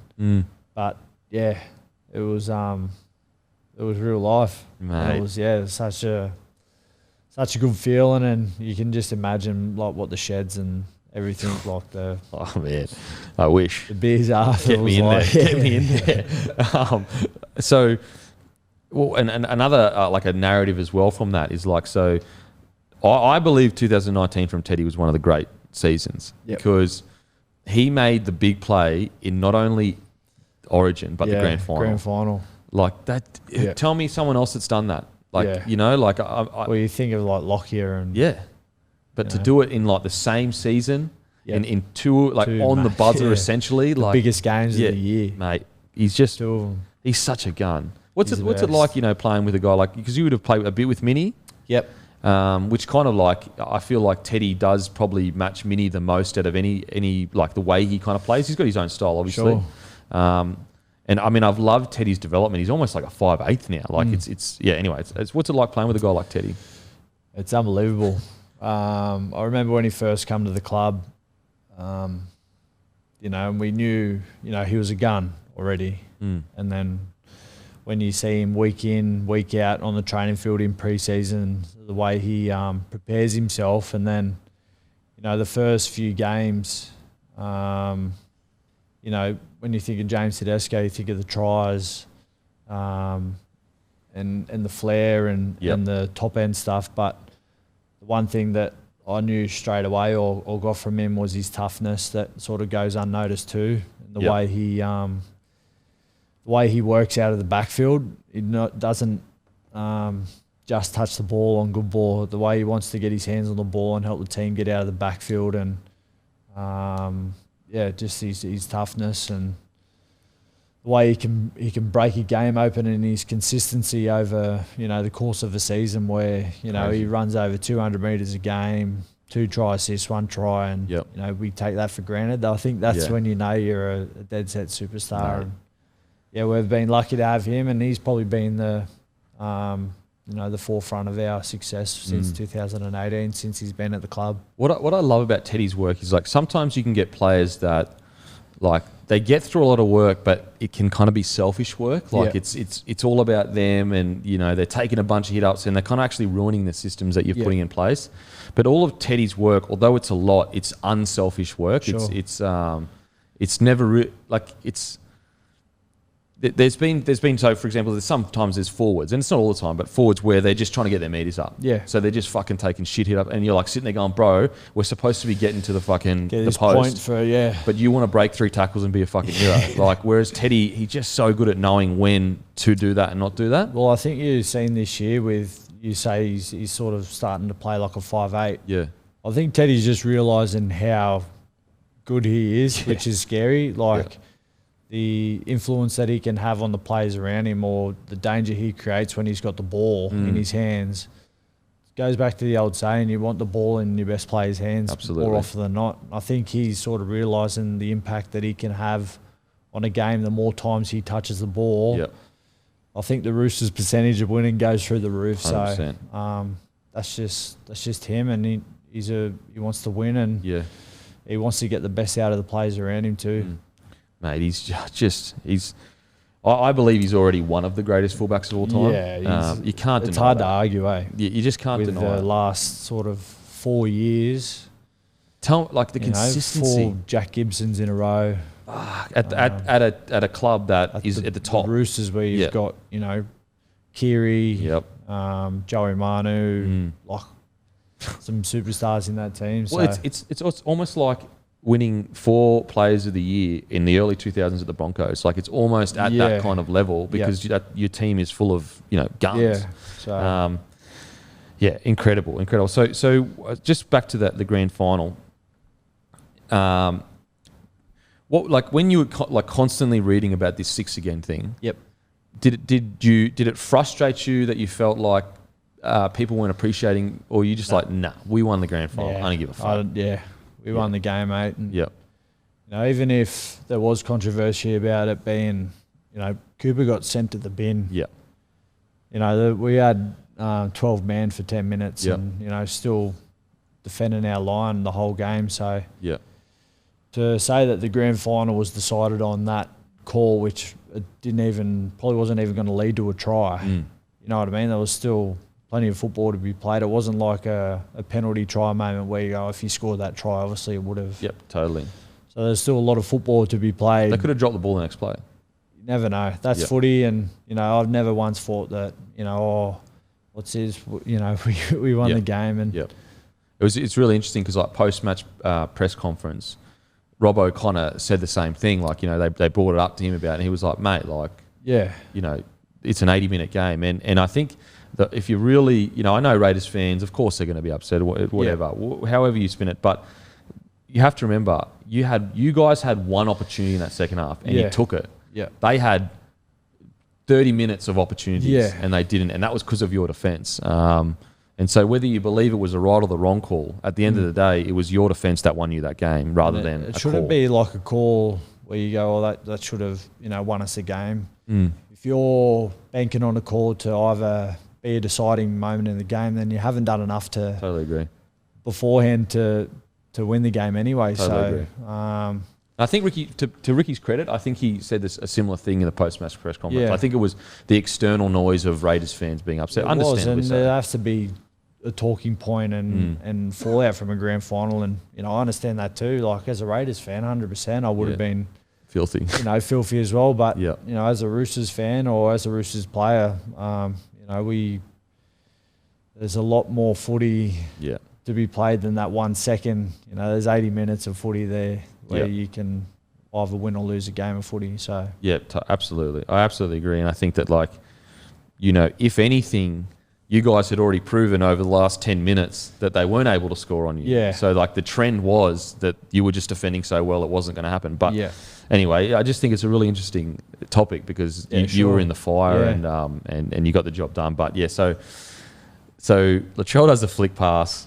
The great Daniel Tupu, one of the most underrated wingers of all time. yeah, he's been, yeah, Mate, tell me he's not one of the best wingers we've ever seen, but he's just so Yeah. quiet and humble that you don't. definitely. I've told him this. He'd be the first winger picked if I had to, pick an all-time team. Mate, he's Yeah. so good. He constantly up at around the 180 to 200 meters. Consistent. Mate, he's been doing it for so long. Yeah. And it just, I've got such huge rates on the big fella. Yeah. Teddy goes over, you win. What was can you remember any, who was best on ground in the celebrations after that? Yeah, well, there is a lot of controversy around Rudder. Oh, Around really? Rads with the, So it was all smoke and mirrors, you reckon? Nah. So he had the beers, more beers. I think that was in 18. Yeah. So I think everyone's got this perception around that He's a mad bender and that. but he's not really. Yes. He's not really. He loves a beer. Is he there for a good time, not a long time? He is. At the start, he struggled in 18. People- he just got Yeah. I think he got too excited, went too hard too early. I was about to say, a lot of the teenagers, and we're all guilty of it. Yeah. We don't know how to party yet. Yeah. You know what I mean? We're just stupid. But he's a veteran now, as he says, so he can handle his piss a bit better. So he was a bit better in 19 than 18. You know what's funny is I think Jared left it I love to make the joke about the Victor Bra and that. And, obviously I love Radley. I think he's so good for the game. But it was about him being loose or whatever, and Jared left some comment of fuck all smoke, something along the lines of all smoke and mirrors, isn't it? Or something about falling asleep or some shit like that. Yeah. That's funny. That's so good. But yeah, so 2019. Anyone else best on ground? Any low key? I don't know. It's hard because so many boys go that hard for that week. It's funny actually. I think your missus got interviewed after it. Yeah. And she was like it was honestly, if there was one, the greatest thing I've ever heard from a missus ever, she said something along the lines of he's got the week off, he can do whatever he wants. Right? I was like, Missus of the Year award goes. Fuck, how good's that? Yeah, she's the best, and she obviously knew how much it meant to me, so she wasn't getting in the way. But by the end of the week, you definitely need them. Oh, absolutely. To tell you everything's going to be all right. To hold you. Yeah, I know. To hold you. Just Absolutely, cuddle mate. me. I'm feeling you. Except I do that when I'm on the waters. I come home and pretend to be pissed just so I get some hugs from the missus. It was incredible. Okay, so 2020, the club tried to reduce your workload. Is that true or not true? Or? Yeah, leading into that year, I just think,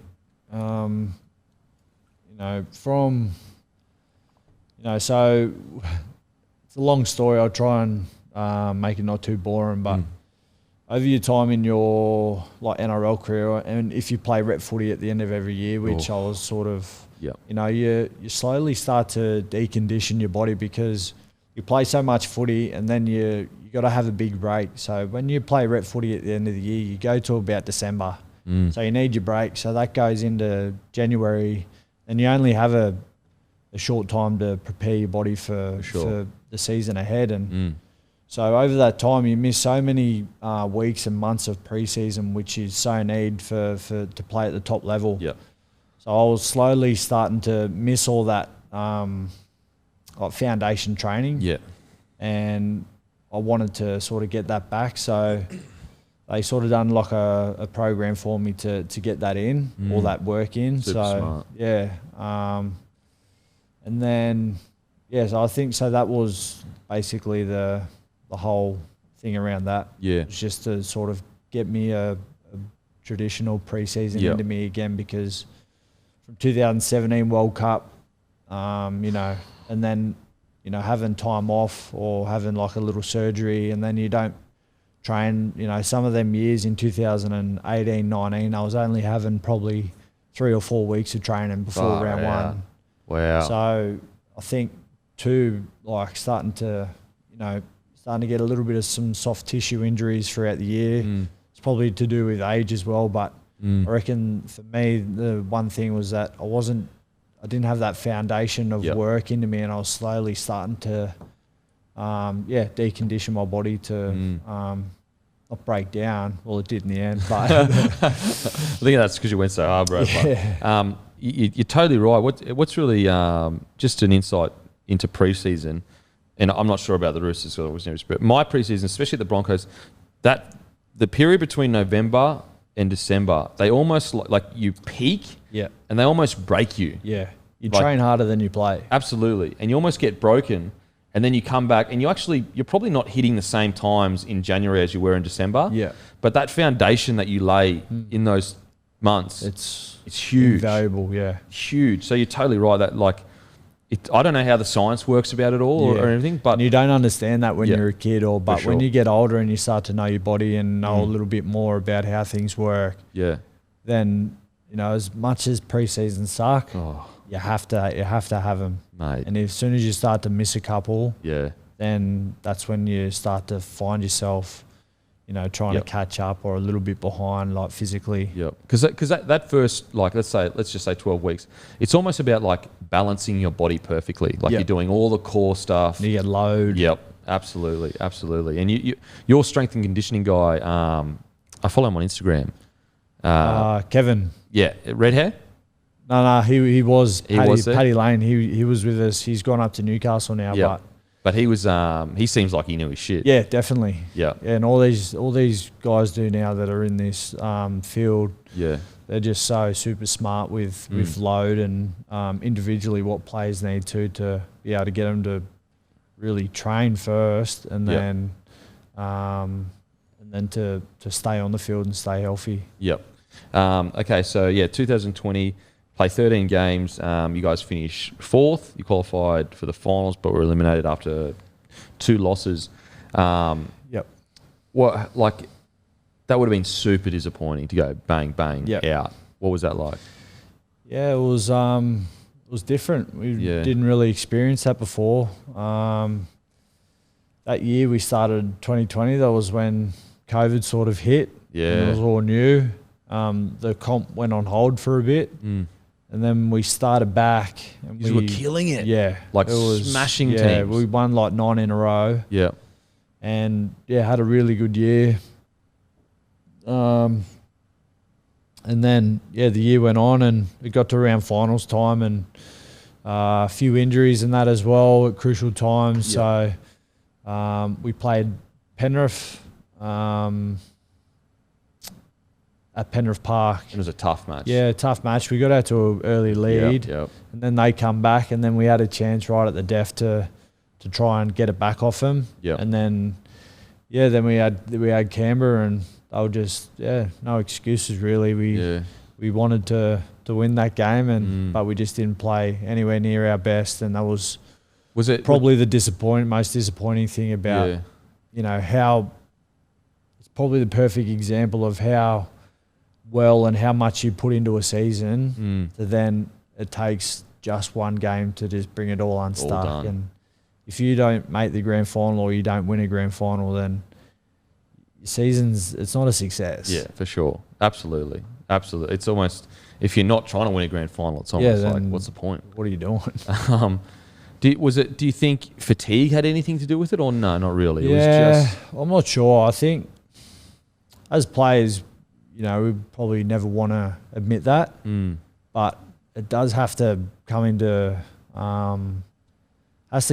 factor, like down the track. Surely, when you've been on a high for the last 3 years and the way you've started, it definitely, I reckon, does have to take a toll. Yeah.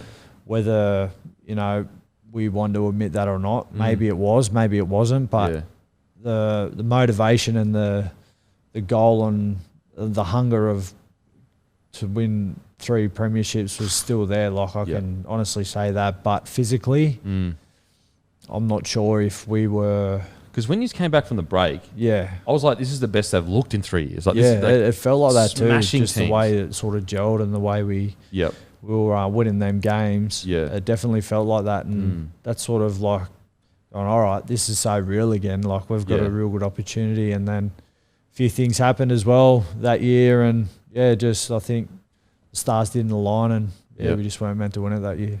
And so, we've been through your retirement. What's it like seeing guys like Sam Walker, Joseph Suwali coming through, and, as a person that loves the club, knowing that you have such good young talent coming through? Yeah, we're in safe hands at the moment. And just to see there's another couple of really good players that have just come on this year too that, really? They'll be pretty special too. So, wow. What positions are we talking? We've got centre and we've got back row in the forward. So Tony looks interesting. Is it Renufel Tony? Yeah, how's he training? He's good. He's been training really well. Big boy. Yeah, he is. He's come over from the Dogs and he's bought in, and he's having a great pre-season. So I'm pretty sure that he'll be getting a fair bit of first grade this year. Yeah, good. Yeah, we're in really good hands, mate. And I think the way that them boys not only got that experience, but the way they played in them games for only just I was talking about myself just before. It took me about 20 games for me to feel comfortable. Yeah. These guys like Sammy Walker was, throwing triple cutout balls to the winger. Winning games in his, what was it, 4th or 5th game against Cronulla? He literally won his game. He kicked 4 field goals to win games that year. And then, just to have him to come on the scene, but in a big way like that, and have that experience.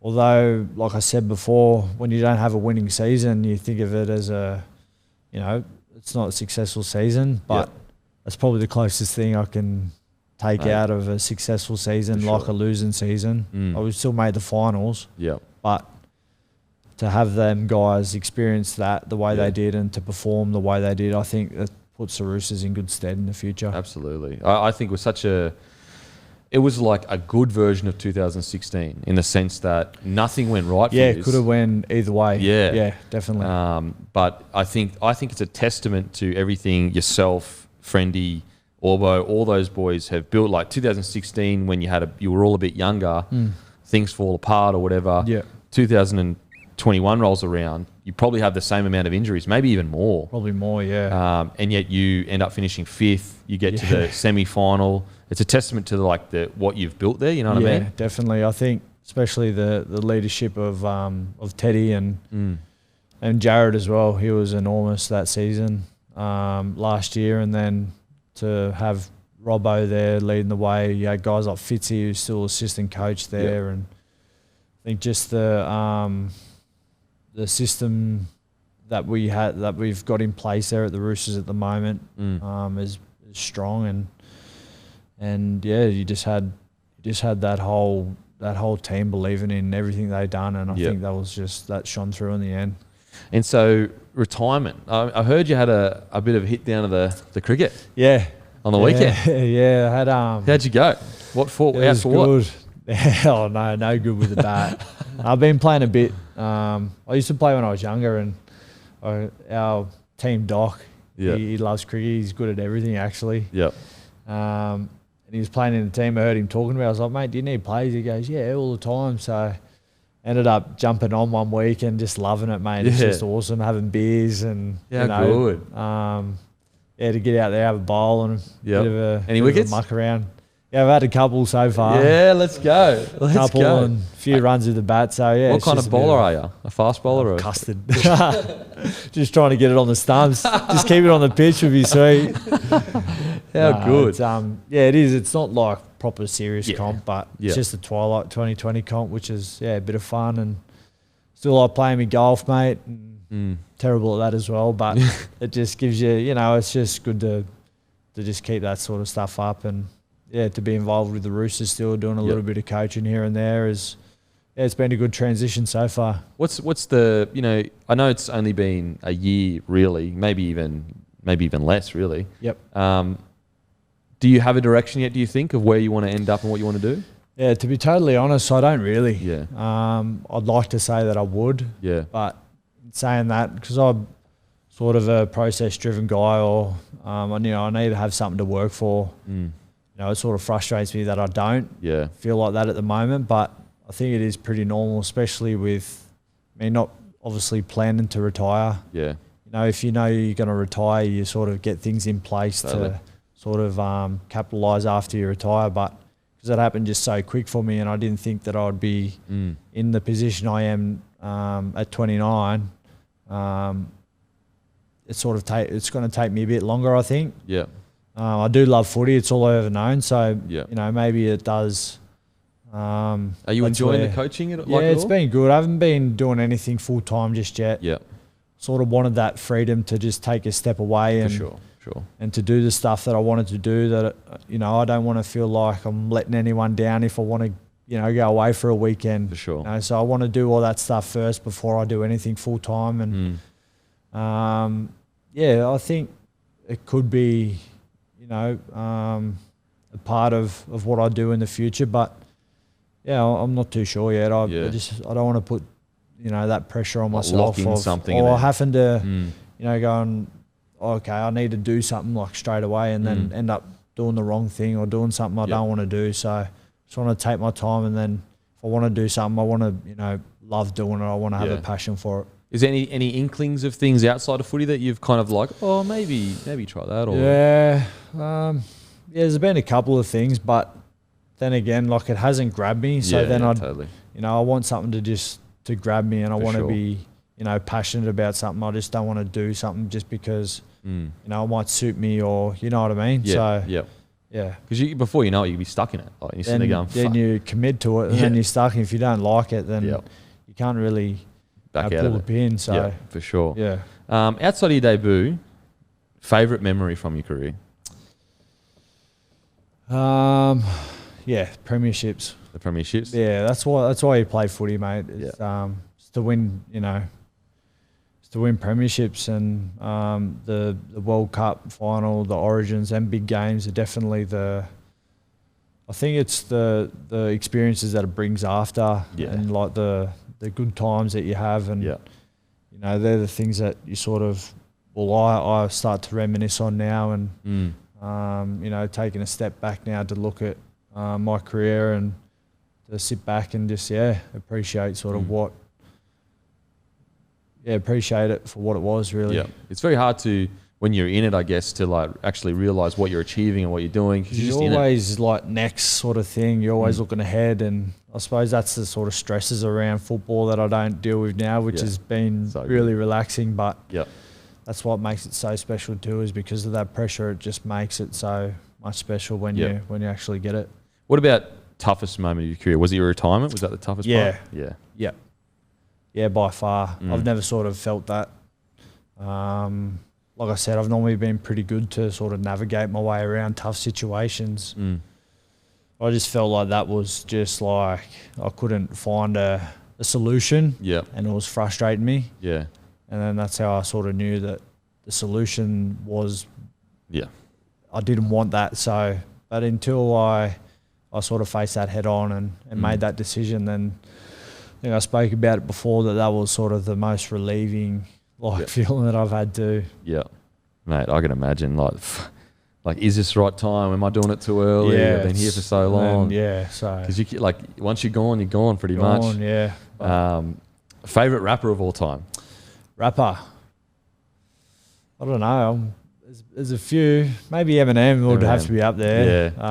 He's our generation, really. 50 Cent. 50 Cent. Love me a bit of 50. Some old school 50s Yeah. good, but Mate. I'm going over to see a couple at the on Friday, the Super Bowl. The OGs are there. How good. Okay, who you back in the Super Bowl? If you get this wrong, I'm gonna post this if you get this wrong. Sweet. I'm gonna jump on the Bengals bandwagon. Joey Burr, is it? Joey... Yeah. What's his name? Smoking Joe. Smoking Joe. Joey Burrow. Franchise fucking Joe.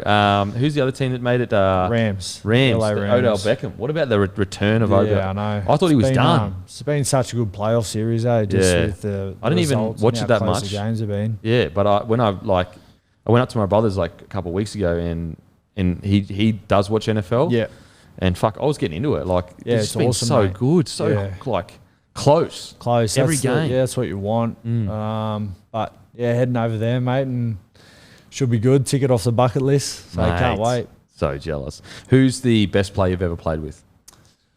Best player I've ever played with. That's a tough one.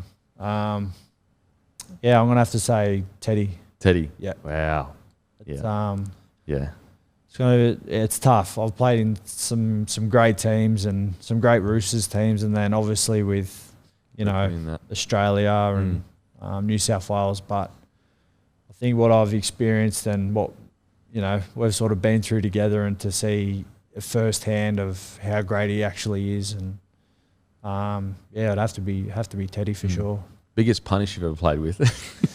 Jimmy Maloney, I everyone's think that's no secret. That's no secret. But I actually love Jimmy. I didn't actually think it was too much of a punish, but I used to love it when he got on the other boys' nerves, because it just created the...